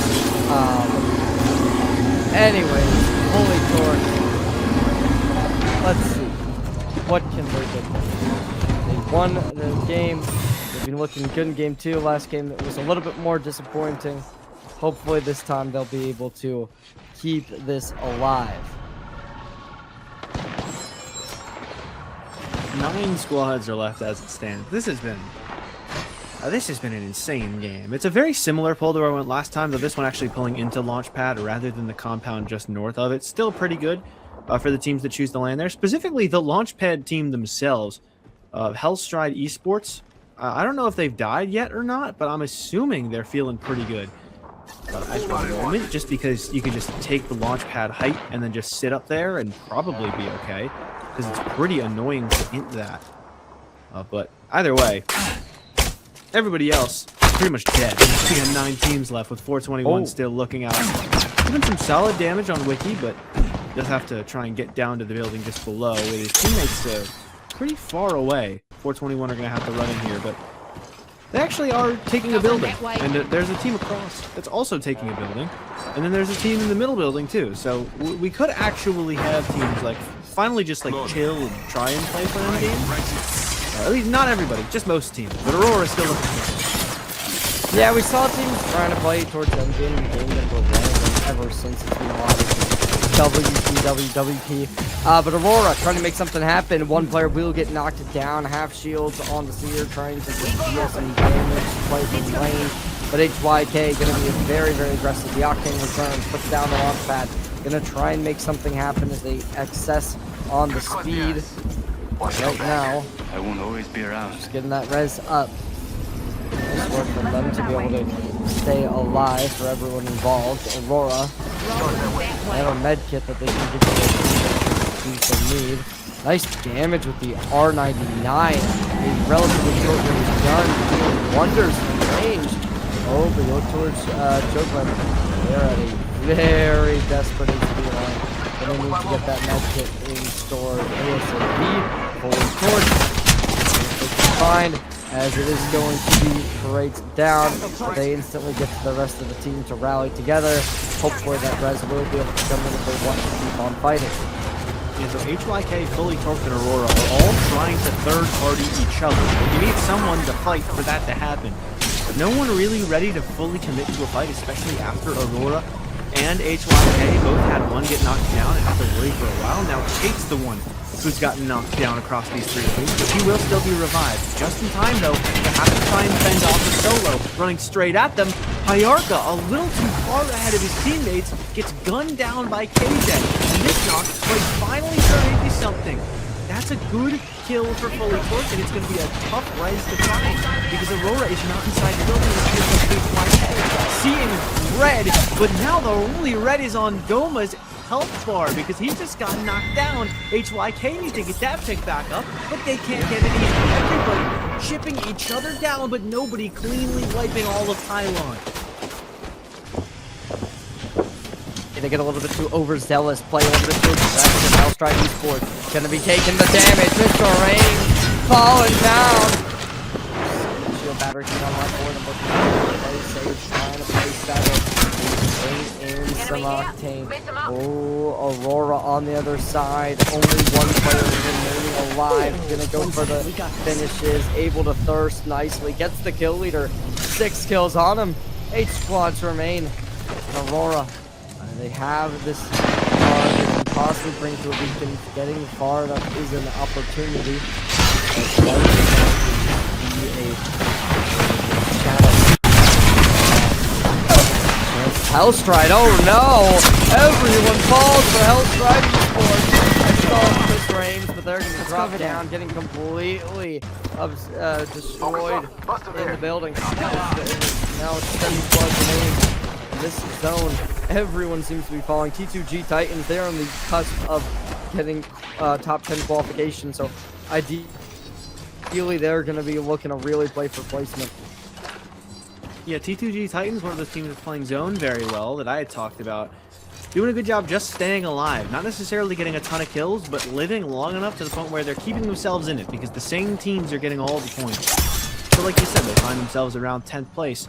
And this could be their best game yet, in a very solid spot inside of Launchpad. Hellstride are weird, though. They've already gone down, but it is odd because that's the Launchpad team, so I'm not sure how they ended up on a first floor coexisting in a building in their own POI. I'm assuming they had maybe just played somewhere else and then tried to rotate for that spot, but either way, definitely not the best spot that Hellstride ended up in is Aurora, trying to clear even more teams off the edge as they rotate in, but they are the only team right now that is alive that is not full 3. So Slav and Orion are going to have to do this as a duo. Now, Orion's going to have to do it by himself, because Slav knocked and finished off by Den Pride. Aurora, very much not in a great position. There are no crafters left inside the ring as well. One may be falling soon, but they're going to have a really hard time getting their teammates back up. Even already having Hayarka's banner, the only real res that's left is in the middle of the zone. And even though Orion has a Moby in his pocket, still, where do you put the Moby? Because everyone's staring at you from every possible angle. The Kraber's going to help get some eyes off of him. Shoot one person one time, and they are very much not going to want to re-peek you, but this is not going to be easy for Orion to get his teammates back up. Even, it might just be only one. I think he can only get one teammate back up. Oh, the Crafter's actually going to make this a little bit possible. Yeah, it could be a situation where they're able to make something happen. Recovering the banner, going to be able to go into raid form. Really looking to try and bring this game back into fruition, trying to make this more possible. 6 squads remain, 6 opportunities for those third parties to be found. Now, how do you want to play this? You have the ulti, but try and just place that. Go for the res. Might be a little bit too antsy. Enemy there. Gotta play it safely. 6 squads left. This is honestly one of the better endgames we've seen in quite a while, but Orion gets on top of the roof. He barely gets the res off before getting knocked down by Bucks. Then he gets to take his own TP back away. He is knocked, though, so it is not going to be likely that he'll live too much longer. I don't know how he managed to even get that res off in the first place, but now he's got both these players just now getting back into the lobby. HYK is also ratting the Raven Portal, so they'll get the knock on the Hyarka as he tries to take it back. T2D Titans is going to gyrate before Aurora do, but I'd imagine they're not long for the world either. Top 4 for the remaining squad. Yeah, this is rough, to say the least. Gonna get the shield swap off. Kraber in hand. 4-2-1. They got a very interesting composition, to say the least. They're bringing in Fuse as well as Mad Magnum to try and get some CC potential to really accelerate their possibilities. Enigma. Looking fine. Shots go in. Unfortunately, no connection for them just yet. Still looking to play nicely, though. How much more can they find? Can they secure that victory that they so desperately need to be able to get good seeding going on to tomorrow? Right now, Kraber in hand. Gonna get the shot off. They connect it. Answers no. Oh, that's a lot of damage though. Yeah. 108, certainly nothing to scoff on. Yeah, Deadeye accurate on the G7 from that far out. Got a Kraber as well, so if you can keep doing that much damage with the G7, you only need to hit people like maybe 2 times once they already got hit by a Kraber shot. So, something to be happy about for those teams. Enigma, the team having taken the launch pad height, does need to looks like they're still going to be able to play their corner a little bit. I don't know if they're going to want to limp forward, though. There's only 4 teams left. You got to try and really take a lot of space. Otherwise, other teams are going to sense your fear. Just run straight at you. And that's exactly what Keepstar is looking to do by taking down Bucks. Looking to get a little bit more KP on this next ring pull in is 421 in a really good spot, but they missed the Kraber shot. And Tew has to try and get back to his teammates. I got one over there. Shield battery comes in. Be able to re-heal, reapply the shields. 3 squads here. They're in the same spot where we last saw them. Oh, the Sentinel dealing damage. 421. Gonna have their Fuse at a low HP line. They get that shield right back on into action. Kraber. And they make the connection. A shotgun will not be the ideal weaponry by any means. Still looking to try and make something happen. Which angle do you hold? Zone about to close. And it will be final round at this point. 3 other squads around. Look at how good a position 421 is in. Everybody else who's alive, all 3 of these other teams have just kind of recognized that 421 is the team that is in the best spot, at least right now. They have the most space. And so you need to wait for someone else to make a play before you can do anything. 421 the only ones who can really take angles on anybody, take space. Everybody else is stuck in a small corner of a building, looking at the other squads, hoping to maybe get a little bit of poke, get a knock or something, encourage somebody else to start fighting each other. Because you have no grounds on which to actually make a play. And even if you start to make the play, where do you make the play? It's just going to be right at 421. Every team other than 421, as of right now, before anybody else goes down, their best play is kind of just to int something. 421 just going to look over everybody else, but everybody else is going to just try and start fighting each other as they recognize this ring's going to start to close and they're going to have less and less options. 3 squads here. Other than just fighting their neighbors.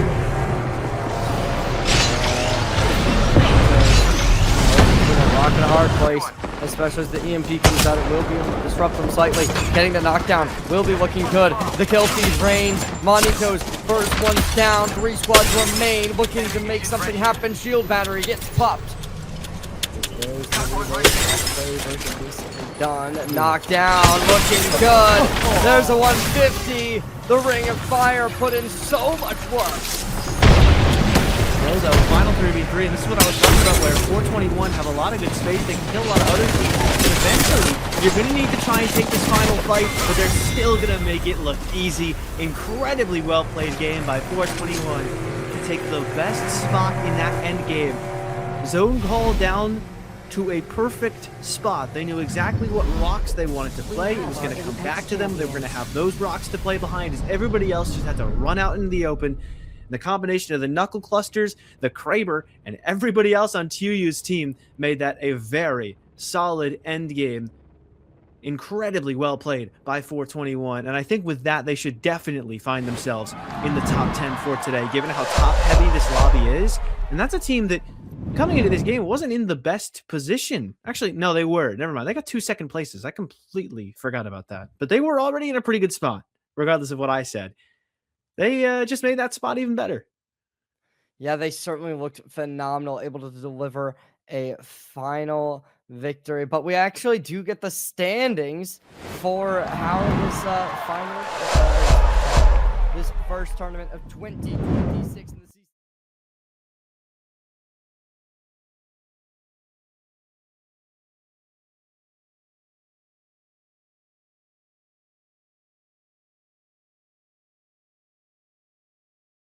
Aurora took a game number 3. They looked absolutely phenomenal. Oh, look, that's me. Oh, look, that's still me. But yeah, alrighty. So we're going back on over. Cybercats coming in third. Phenomenal team as well. We saw them doing some really good work, especially towards the start. They kind of started to fall off towards the end, but it still does go to show, right? They were a phenomenal team through and through. We're able to come third overall. Mm-hmm.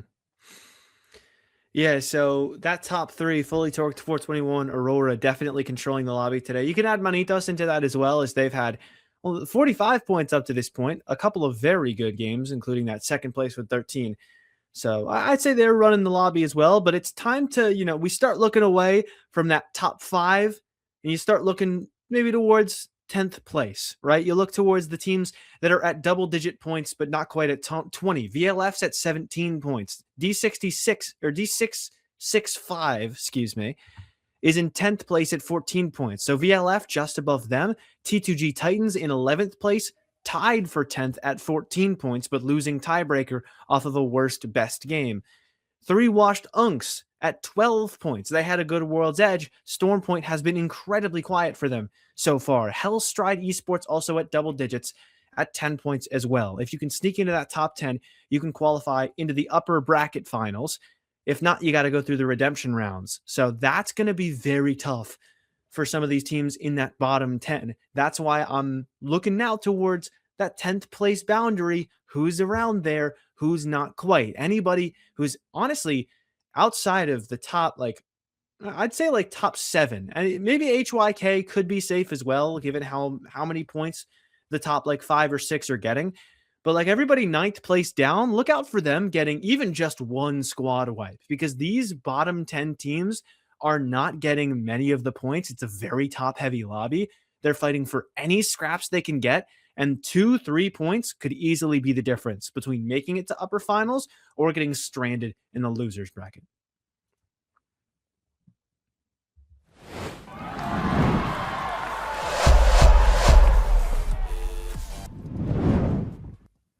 Well, ladies and gentlemen, we're back once more for some more CCA Apex Legends. We come on in. We're here fifth game of the day.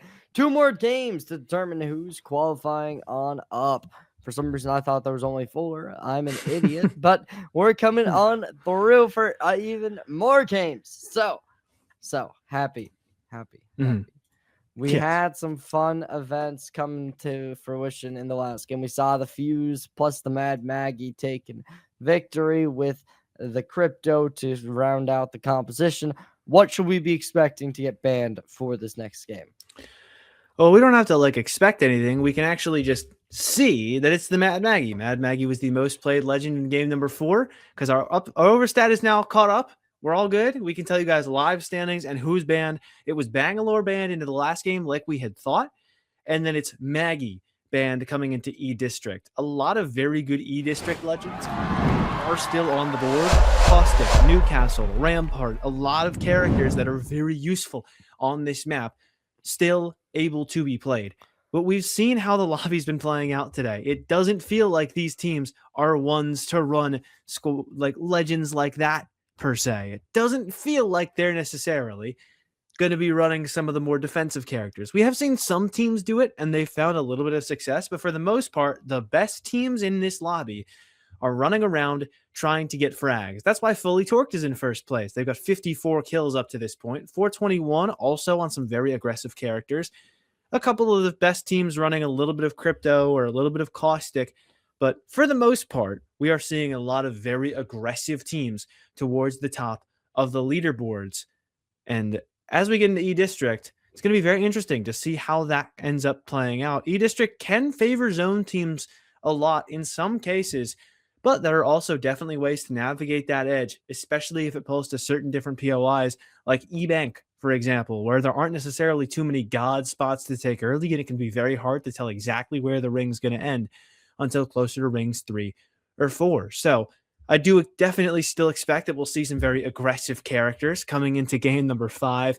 Maybe we'll start to see more Octane, Revenant, Seer, Sparrow, things like that we need. We even saw Fuse win game number 4. So I'd imagine we'll start to see some more things like that as well as teams look for more creative legends to pick while still being able to lock in a lot of KP. Yeah, ideally, I think that we're going to definitely be seeing some crazier picks coming on out, but as we can get on into the game, we will just have to wait and see. As we enter the lobby, let's get on through. Well, you look towards where these teams have opted into drop, right? We do get to see a lot of diversity. Everyone's spreading out throughout the map. Nobody's really contesting, which is similar to what we saw in the previous couple games. Obviously, game 1, we really didn't see a lot of contesting early, but ever since, that was when the bloodbath really did start. So I am at least a little bit surprised that we didn't see anybody like continue that pattern of just like hot dropping on another team and trying to just take them down. But it is just going to be a situation where realistically you look towards the tops of the teams at the north side of the map. Those are going to be the ones fighting early, right? We see Cats, we see Bryson, Brady, and Void up in the top left. They're likely going to have to deal with some form of the green / purple squad that we do kind of look towards, but we'll just have to wait and see. Maybe we actually do already have it. Damage gonna have a bit of an engagement. There's a couple dealing some early damage. 88 gets seen. R99. And a good follow-up will be spotted. Gonna be 107, but a nice shot from the Wraith on the other end will be able to knock him down. Good shots on the Revenant to take that Horizon Vert, and even the pivot 180 for the last kill as well. All 3 go to DMG.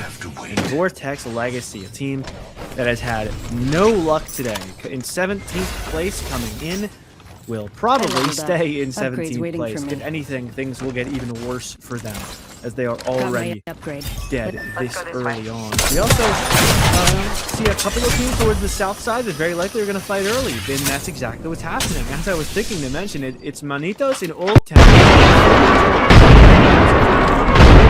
at Shipyard. I would imagine all 3 of these teams eager to try and get some early places. Manitos seems a little bit hesitant to take this fight on Fully Torqued's terms, because Fully Torqued, a very dangerous fighting team, Manitos are going to have that little crypto use to be able to get a little bit of info on the team on the other side, but it's Fully Torqued. So you know they're going to want to in-face right at you, especially given that it's a zone pull all the way to the north side towards Lotus.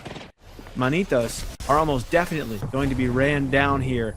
The Bucks has to pop his EMP to try and make sure his team can stay safe. Oh, yeah, without a doubt. Manito's going to try and make something happen. Shooting downwards. We're trying to gather some information. So far, nothing seen. Just have to wait and see. The shots do come forth as D665 in a good situation, understanding their enemies' locations. Can they take advantage?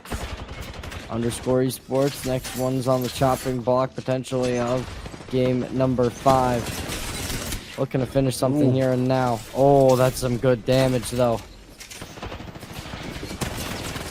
Good Sparrow ult out and almost gets around the doors. Kill Big needs to go for the kill, but he just can't quite lock it down. How did 2 of them end up getting knocked down and nobody got a kill in that? It looks so good for Underscore, but now they're getting sprinted at, and they are going to be fully finished off without a single frag. Still, Manitos are wasting a lot of Fully Torqued's time, and now it looks like there's a third party coming in, as Kates has to pop a Newcastle cube to not get shot in the side. I'd imagine this is Enigma pulling up on the fight, and it is because Keepstar just got a knock on a Bucks, the Old Town team that Fully Torqued are fighting against. Now, another knock onto Bucks' team. Is Recon going down? Fully Torqued might be able to finish this team inside in Manitos, but Enigma are just around the corner, so they have to stay worried about this. Fully Torqued get away with a little bit of KP. They've got one locked down and could maybe lock down the last onto another player on low ground, but Manitos is actually fully finished off. So this has just turned into a full 3v3 for Enigma and Fully Torqued in a completely isolated corner of the map, as further vibes will go down to Exterid and their squadron towards the north side of Lotus. And other than that, it looks like the Fully Torqued fight actually has not turned into anything, and everybody else is at least trying to get to zone. It is going to be looking rough overall. Fully Torqued. Rotations will be seen. They are still in zone. At a certain point, they're going to have to really hit the gas pedal, move their way on out, but they do still have a wee bit of time remaining before they are going to be forced to start making moves. And I am at least a little bit concerned. Oh, never mind. The medkit is going to be there. So the one player who I was actually, you know, kind of getting to the point of like, all right, you should really be getting out of there. They'll be fine. They'll be fine. That's okay. But some damage will be seen, and 3 washed Unks might be down for game 5, as they already do drop a first player. Maybe a second will be seen relatively shortly. Yeah, 3 washed Unks are one of those teams I was talking about where they're close to 10th place right now. They're just in the bottom half of the scoreboard. They needed at least a little bit of a game here to be able to have a chance at sneaking through that top 10. But now it's just left to Yans. He was somehow able to get away from DMG for a minute, but eventually YND will spot him out. But it's because DMG's actually getting thirded. So instead, DJ needs to get picked back up, and Yans wins the one onto Chaos Feelings. He can maybe lock down that fight, but more importantly, what that lets him do is get just that much further away to try and live out on his own. Jump up towards the height of heights is very much not disguised, as he took the loud way to try and get to it, but he actually wants to seemingly try and 1v3 this, or at least help Aurora in taking down DMG, who've come through to third party DMG chasing down a rat. It's Aurora now looking to benefit off of the KP, and they've already killed Chaos Feelings. They see the other 2 members go in through the waterfall. They'll go up to the north side. No, they won't even get there. Hayarka now taking the fight inside the tunnel, and a very good knock on a YNV, leading DMG at just a rat, just before they almost got a full wipe onto 3 washed Unks. Neither one of them fully gone yet, but they're all 1 foot in the grave. Aurora making a lot of strides. Rewashed Unks down to 1 remaining player. Hopefully they'll be able to find that res eventually. But as of now, it is just going to be both banners needed to be recovered. 11 squads. Yeah, 11 squads are remaining. So it's definitely a situation where if they can get this res, that would be nice if they want to try and get a win. As the amount of teams still remaining is definitely down below the number one would initially have expected. I mean, given our lobby today, this is kind of the expectation. As T2G were over here, what were they doing there? They will fully cease to be. Everybody wiped out by Keepstar and Clover X, but the problem now is that we just saw Yans trying to get a res over here. He's going to take his portal back, most likely, and probably end up getting spotted trying to res here. There's a team literally right out there. Enigma is going to prevent him from getting back inside the ring. He thinks that it's free, but Keepstar is right there. A frustrating game for 3 washed Unks only gets even more annoying. At least by this point, they've locked in an extra placement point. But I have to imagine they're not getting too much further than where Enigma will let them go. Sentinel shots won't land initially, but the Revenant going to land right on top of this team and look to wipe them out. Yeah, looking to end this here and now, dealing the damage. There's the Seer down. They're going to try and go for it with Thirst, making sure they can get that shield all the way reset. As they're able to do exactly that. Oh, look at that. We got a Mirage in the lobby. I think that's the first time we've seen one tonight.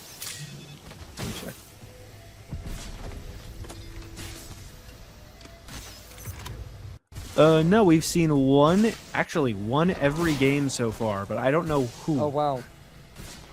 Uh, I cannot say that I recall, but Underscore Mackie Anarchy has played Mirage every game, but they have 1 point through 4 games.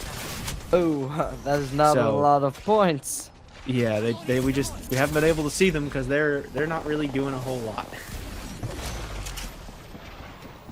Wow, fully torqued. Gonna be going for the heals, trying to make something happen. Go for a bit of reaggression. Frag grenades out. HYK, first player is knocked down. As they look to follow up on the knockdown. Going to try and get the thirst, but the damage has been done. They secure the kill. But Cates is about to drop. Oh, barely unable to get into the portal. Sent flying, packing down away.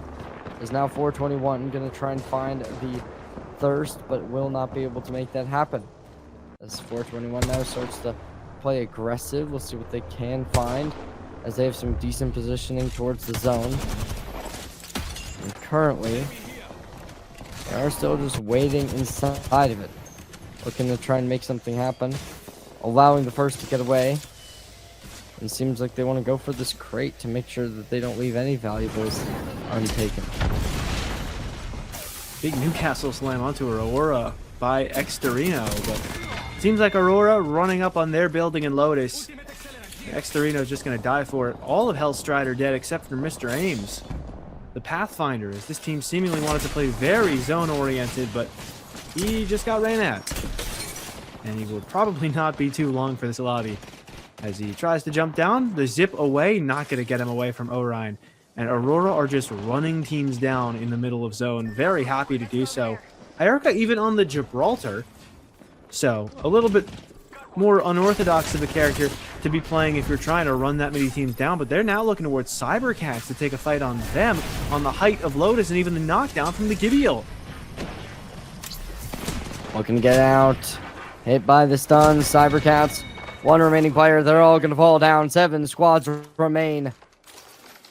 As everyone falls, Cybercats unfortunately unable to make anything off of this attempt. Still, shots will be seen. 36 gets done. Aurora can attempt to try and follow up on that damage. It will be 4-0 at 0665. Gonna have to go for some healing, playing the high ground, having good positioning to say the least. Ideally, if this zone stays on the building, that would be really just a lights out performance more likely than not, but it is going to be Aurora falling off. Unfortunate to say the least, dealing some good damage though with this 30-30 repeater. Gonna try and secure something nice, but unfortunately that just doesn't seem to be in the works. Still works out. D665 actually abandoned ship. They want to go to a different building. From Revan.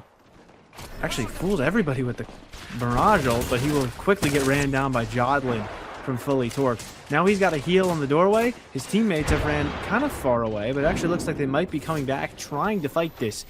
Giving it their best effort, even when faced down by Fully Torqued, rather. Jodlin going to try and look for something. The shots up the shaft will be solid. They almost get the knock. They don't quite lock it down, though. So Fully Torqued going to have an opportunity at some more KP later on if they choose to take that zip up. But for now, really well played by D665. One of our teams towards 10th place. They're actually in 10th place right now. Barely on the border between upper and lower bracket after this lobby. Doing a good job getting towards top 6, even locking down some KP, but they're under threat again. Oh, there's the damage being dealt down to one player, 0665. Seeming like this game will not be theirs to win. 5 squads remain. Thirsting bodies. Aurora looking to take another scuffle as Cates is down.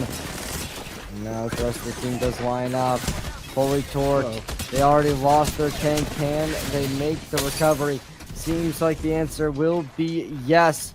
As they knock down the first, go for the shield battery. Look to recover. Look to reset. Still both teammates alive. Dropping down. Nobody seen. That might just give them the opportunity to get both reses off. Oh, never mind. Knock down Cates again. Oh, throwing in the grenades, looking to create some pressure. Looks like he's just going to abandon it, though. Two teammates down on the low ground that need to be revived, and he will try and go for those instead, since they were able to get themselves back to a safe spot. They could end up taking the port back up top, but the port also serves to give Fully Torqued a way to get right back towards them, should they want to try and take it. D665 also didn't even get fully downed. They're going to get the chance to respawn Bazman as well, so the triple support team in 10th place having a huge game to possibly lock themselves in to that top 10 for sure, giving them a spot in the upper finals. It's looking pretty good for them so far, but every point they can get from here on out could serve to make it even more likely that they'll be in upper finals today. Pulling out the RE45, fully torqued. Gonna try and make something happen. It is gonna be rough, to say the least, as two players have been knocked. Try and go for some damage. Not able to connect too much just off the bat. Fully torqued. Have to go for the reset on the shield battery. Once more, the 1 minute remains until the zone does close. Try and throw a barrage of bullets downwards. Back on up. Aurora, still all three players alive. Staged on top of a nice building with a lot of verticality to play their direction. Enigma, and trying to set up on the high ground as well. So with players coming on in offensively, they're going to have to run their hearts out. Enigma already down their first player. Can they get the comeback? HYK looking to push and run as fast as possible, as pulling out the Octane certainly is going to be an interesting pick that might just be able to pay out dividends for them as they're contesting on towards the mid-ground. Can HYK keep this alive? For now, yes. Unless this is PSR's Digato, because he is not being kept alive at the moment. Enigma, great shots up the shaft as well, and it's LIC Panic that gets knocked straight back down the elevator shaft. Clover X gonna get that confirmed kill onto Gato, and HYK all gonna be taken down in one fell swoop. Aurora do lose one to Anges, but they end up getting the finish onto Fully Torqued, so now it's locked into our top three. And I think, oh, Orion accidentally took his own portal back, and I think he was in a little bit of a dangerous spot, so we may have to try and TP back out. But it's Enigma and Aurora and D665, I believe, will be our last three teams remaining, unless one of them have gone down and I misnomered someone. But still, Aurora up on this height of Lotus, being contested for it by Enigma. I'm gonna try and make something happen right here, right now. Enigma, Aurora, dropping down, looking to contest Arcstar into the building. Trying to play the longer range with Beastkeeper, as the choke will be unfortunate to say the least. They knock down the first. Good start, good continuance, as now one team remains. Can Aurora finish them off, secure their victory? We've seen them pull it off before. They're in good positioning with the high ground being theirs to the take. But as Aurora, unwavering in their aggression, instantly drops down, secures the first, finishes it off, gets the elimination. Now the rest of the team dropping with them. Let's see what they find. They pull off an ultimate, looking to just try and piggyback one of their teammates, but it's just looking so unfortunate as Aurora now down to one player remaining. This D665 on the other end, I think they've got multiple. This is an outstanding fight. D665, a team in 10th place, coming in with no players that I've ever seen play in comp before, going toe-to-toe with a Pro League team in Aurora, a team that could be a champs contender out of Europe for the upcoming season of Pro League. Now only one player left. They need to push this initiative, though. D665 cannot be letting this reset happen, but they're letting it happen for free. Yeah, it is really unfortunate. They're not applying any pressure, getting the damage done, though. That's certainly a good start. And they continue. Right now, answer seems to be yes. As a minute and 20 is all they got going for them. Aurora Still trying to make something happen. This door about to be broken. 99 goes to finish. Just goes for the fisticuffs as Aurora takes it back, takes it down. Despite being in a 1v2, they'll still secure victory, taking the championship. Or I guess not the championship, taking a championship, taking a win, taking a victory. Certainly looking good. Yeah, they still lock in the win in game number 5. That's their second win now. They won game number 3 with 15 kills, winning that one with 19. Just like that, they are only 9 points behind Fully Torqued for the lead on the day. Outstandingly well played by Aurora to just run everybody down. After that game, we're going to be having the Wraith ban going into future games.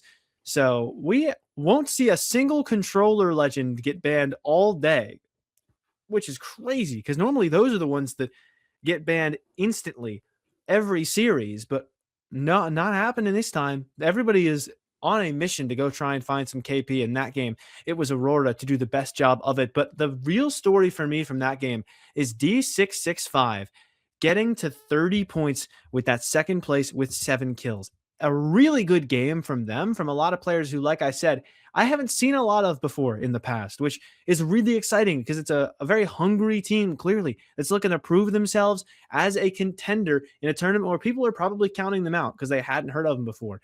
After that game, if you look at the standings, we are at 30 points for the team in 9th place and at 17th points for the team in 10th place. It is a 10-way battle for one more spot, pretty much, left in the upper bracket. VLF, Hellstride, T2G Titans, 3 Washed Unks, and everybody below them.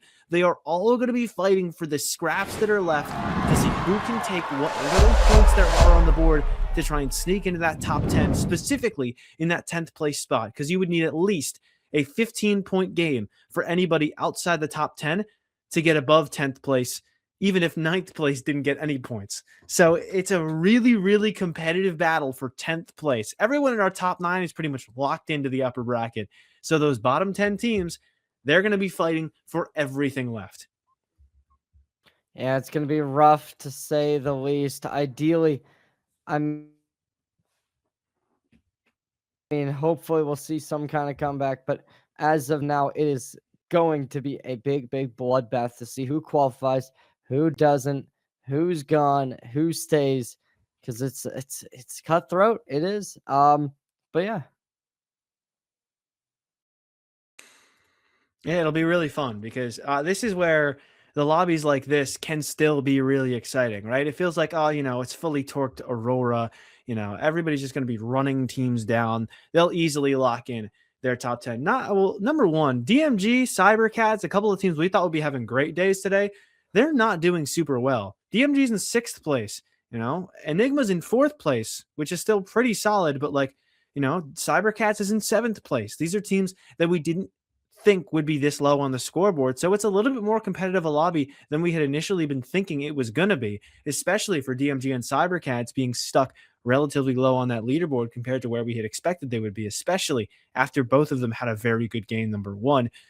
But because we have so many evenly matched teams in the bottom 10 fighting for one more spot left in that top 10, one more spot left in that next round, it's going to get really, really hectic. So we're going to have to keep a very close eye on the beginning of this next game and watch out for a lot of those teams that die early. We will have a lot of dreams crushed instantly at the start of this next game. And before we head on over there, I believe we are going to be going to a quick little break. So, ladies and gentlemen, don't go anywhere. We'll be back with game number 6 to see who will qualify, who will go home in just a little bit.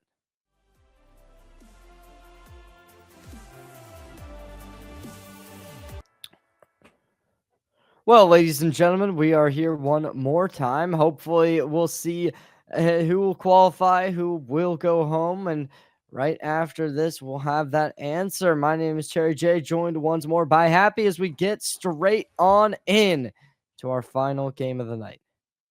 It's going to be a lot of fun. Not for the night, but for the final qualifier game of this the night. Set. Yes, perfect. But yeah, it's going to be a lot of fun for this game because like I was talking about, yes, how's this lobby kind of been? A few Pro League teams and really good teams like T2 teams running over some less qualified teams. Honestly, yeah, has kind of been. But that has left us in a really weird spot where there's the 9th place team is at 30 points. Everybody above them pretty much is locked in. The 10th place team is at 17 points. And VLF actually also stopped playing. They didn't play game 5.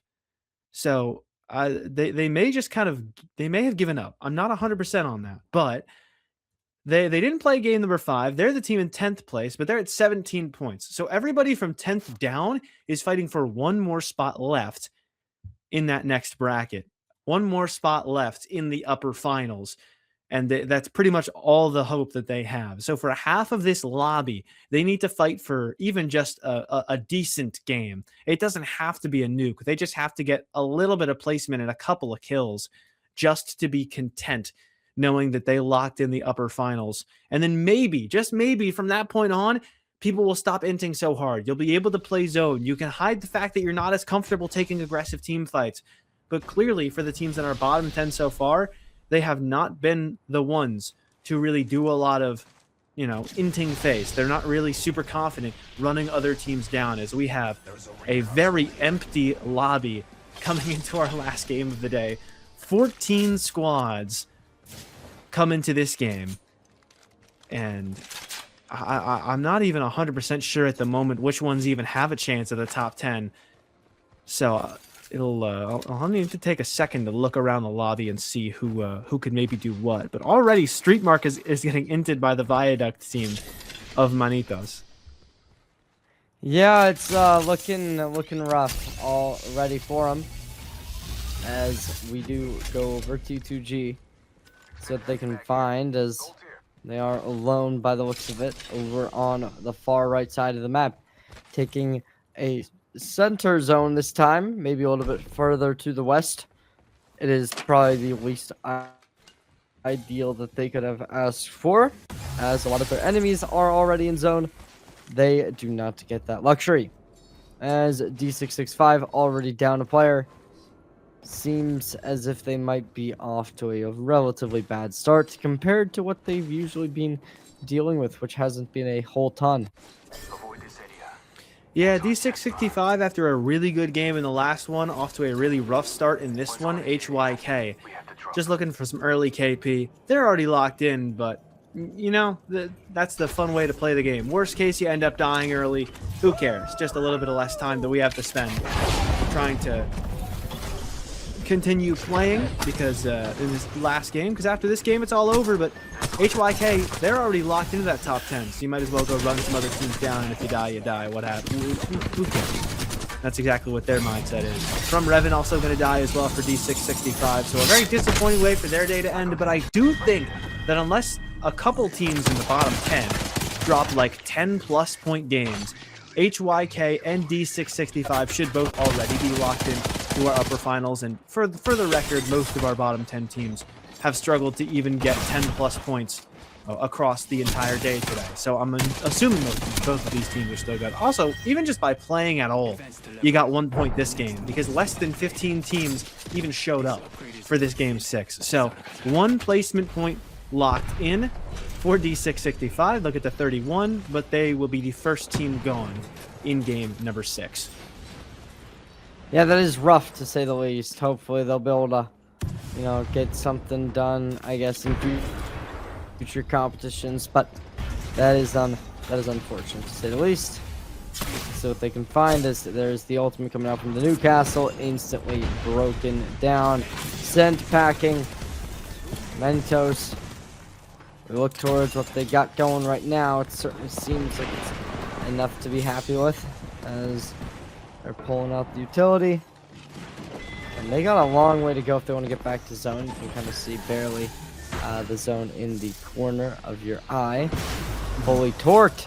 Also in a rough situation. Seems like that first place will be missed out on, as they are already almost all but eliminated. Aurora, on the other hand, doing pretty good work, securing 1 knockdown. To try and get a second, but it is going to just be a bit of a 1-for-1 trade. The damage dealt, but only 130 goes the other way. Yeah, fully torqued dead, 421 dead. Aurora likely about to take down yet another team as well. I believe that other team that was dying, though, was 3 washed Unks. So they haven't fully gone down yet, but if they go down, that's their upper bracket lives over. They'll have to fight through losers. Orion is down, so that is something to write home about for 3 washed Unks. They could have a little bit of hope, especially if Hierarcha can't quite land those last couple of shots. And if he can't close that out, it looks like 3 washed Unks will get to live just a little bit longer. Just keeping themselves in it for a little bit longer, maybe locking down 1 or 2 extra points this game. They are the team in 13th place at 14 points. They could very easily get to that top 10 just by securing like 4 or 5 points this game. And they're going to keep that chance alive as Anges goes down, but there's an instant trade from Clover. And another one, they'll run straight at Manitos. It's only Den Pride and he's gone. Enigma locked that out, but again, that's another team that we already knew was getting the top 10. So, not too much to really write home about, as that is just another example of another top 10 team. Going down early, Hellstride, a team that does need some points, is also going down. They're left with just Exterino. Yeah, that's unfortunate to say the least. HYK looking pretty good. Underscore esports will be eliminated, though. You can see that in the top right. Definitely rough. It's a bloodbath as 24 players survive. It is not looking good by any means. HYK gonna try and scout out, see if anyone's nearby. Seeming like the answer to that is going to be a resounding no, however. Survey beacon scanned. Going to possibly detect somebody. See the pings going down on the mini-map. Hellstride Esports looking to get those beacons delivered. And yes, so far, lots of kills, lots of knocks. There's Team In It down. And that is rough, to say the least. Yeah, Team In It, that's a team that was in the bottom 10, so that's another team going home. Hellstriders also presumably being sent home, but we've hit a point where we're already top 7, so anybody who dies at this point on locked in at least 3 placement points, so there could be a couple teams that we haven't seen go down yet that might still have a solid chance. T2G, if they were playing this game, they could maybe have a chance at sneaking into that top 10. If VLF came back, I think they'd maybe be able to sneak in, though I don't think they're in this game, because I'd imagine they're one of the 6 teams that isn't playing this one. DMG going to start to run down a different team, as Yand is also still alive, so keep an eye on the 3 washed Unks to maybe be our 10th place team. DMG, though, going to eliminate Cybercats, even more squads being taken out of the way, but it's 3 washed Unks dying in the kill feed. The best they're seemingly able to get today is going to be that 6th place with those 3 extra points out of this last game, though they have 1 player remaining. Maybe he might be able to get that full reset that the 3 washed Unks needed. It's Moisty, the one who's still alive, but not any longer. If they locked in some KP, there could maybe be a chance, but for now, I think they would be tied with VLF at 10th place. So I'm not 100% on if that was enough for them to sneak forward. And if T2G Titans are playing this game and still alive, then they would probably sneak out over both of those 2 as the 10th place team. Yeah, it is rough to not join for game number 6, but as we can see, it is all but almost over. And we are going to be getting that SMG, the R99, coming into action. Nemesis rifle on the other side. Looking like this 3v3 skirmish might go relatively nicely. Might be one of the best fights we've seen tonight, but there's the first kill. OMG going to have a little bit of a rough spot as they siege inwards now. A 1-for-1 gets spotted, looking to try and get something more back into the house. There's the knockdown. Alrighty. And they concluded. But can they secure this fight win? Seems like the answer is going to be to concede it. Yeah, DMG not going to actually finish that off. They're going to try and chase off the lone rat that was able to get away, and the Revenant jump is going to help quite a lot. That's a crypto, so you were not escaping that. Anges will knock down YNV, though, so pretty good start to that fight. It's probably going to be closer to maybe the end of the fight, as Anges probably not too long for the world. Only needed 1 shot, and Enigma are gone in 4th. So DMG lock in some KP. T2G's here, though! So I think this means that T2G is going to be our 10th place team. They got a top 4 by killing no one and just existing. And that should mean that T2G has locked in the 10th place and the final spot in the winner's bracket. Because I'm pretty sure everybody else below them either didn't show up or died already. As Aurora stuck in a fight early on, it's going to be left to just Orion. Yeah, it's going to be looking good. 72-108, dealing the damage. Aurora. They're trying to secure something, but as of now, it just doesn't seem too possible, too feasible, too realistic. D2G Titans just going to secure their kills. Alrighty, 4 squads remaining, 9 players in total. Let's see what they can find. I mean, we're... Hasn't even closed yet. It's 4 squads, 9 players, man. Yeah, the damage done to this Costa, can they follow up for the kill? That'll be the question. Seems like the answer might be yes, as they are going for the chase. Understanding that they are behind this box. Gonna jump right on into them. As there they go. Sent downward packing. Actually, they weren't even the only one in their squad, so there's still 4 squads left. Spotting another one trying to come through from this area.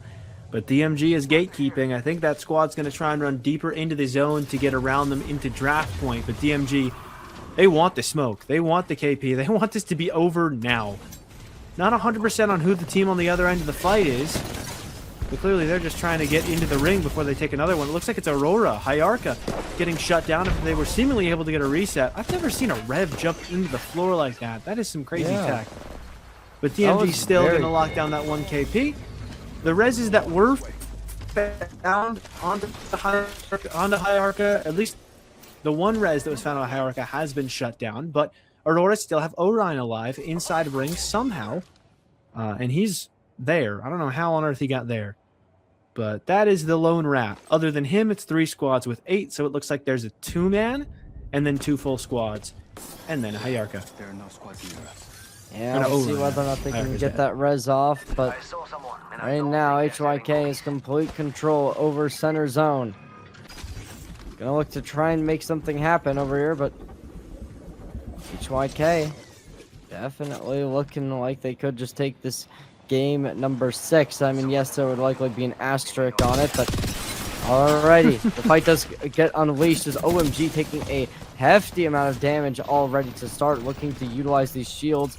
Get the reset off. HYK down a player already, almost down a second. There's the banner down.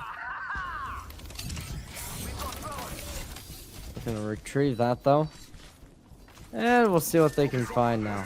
There's, oh, good damage. 30 repeater to 62 to the body. Looks like Aurora was able to get a full reset as they're back to 4 squads with 11. So since we know the one dead player was on HYK, it kind of lets you know that Aurora is back up in full. I think T2G might be back up in full as well, but I'm not 100%. Yeah, they are. Aurora gets a kill on them as DMG is going to fight HYK. Yeah, I mean, here's the thing though, right? You lost your loot after the respawn. That cannot be an ideal situation. By any means. There's the kill going on forward. The second found. There's 3 squads as HYK gets completely eliminated. As there's more such kills clean looking movement like out of in DJ the killing kill that. feed. See what they can find as they got to get back over to the zone. Picking up the car. We saw the car in the last game as a really strong weapon to be able to just burn down everyone. And alrighty, OMG spots their next target.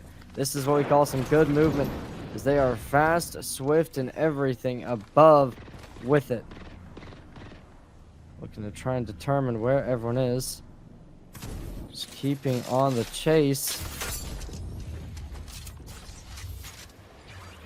Alrighty. Doesn't really matter, but interesting ring pull to go this central inside of draft point. I don't think I've seen this one in quite some time, but would have been cool if there weren't 3 teams remaining. But at the very least, all the 3 teams remaining are all fully back up. It looks like T2G Titans were able to get the res onto the one player they had who had gotten fully finished off by Aurora. So we do at least stand at a 3-on-3-on-3.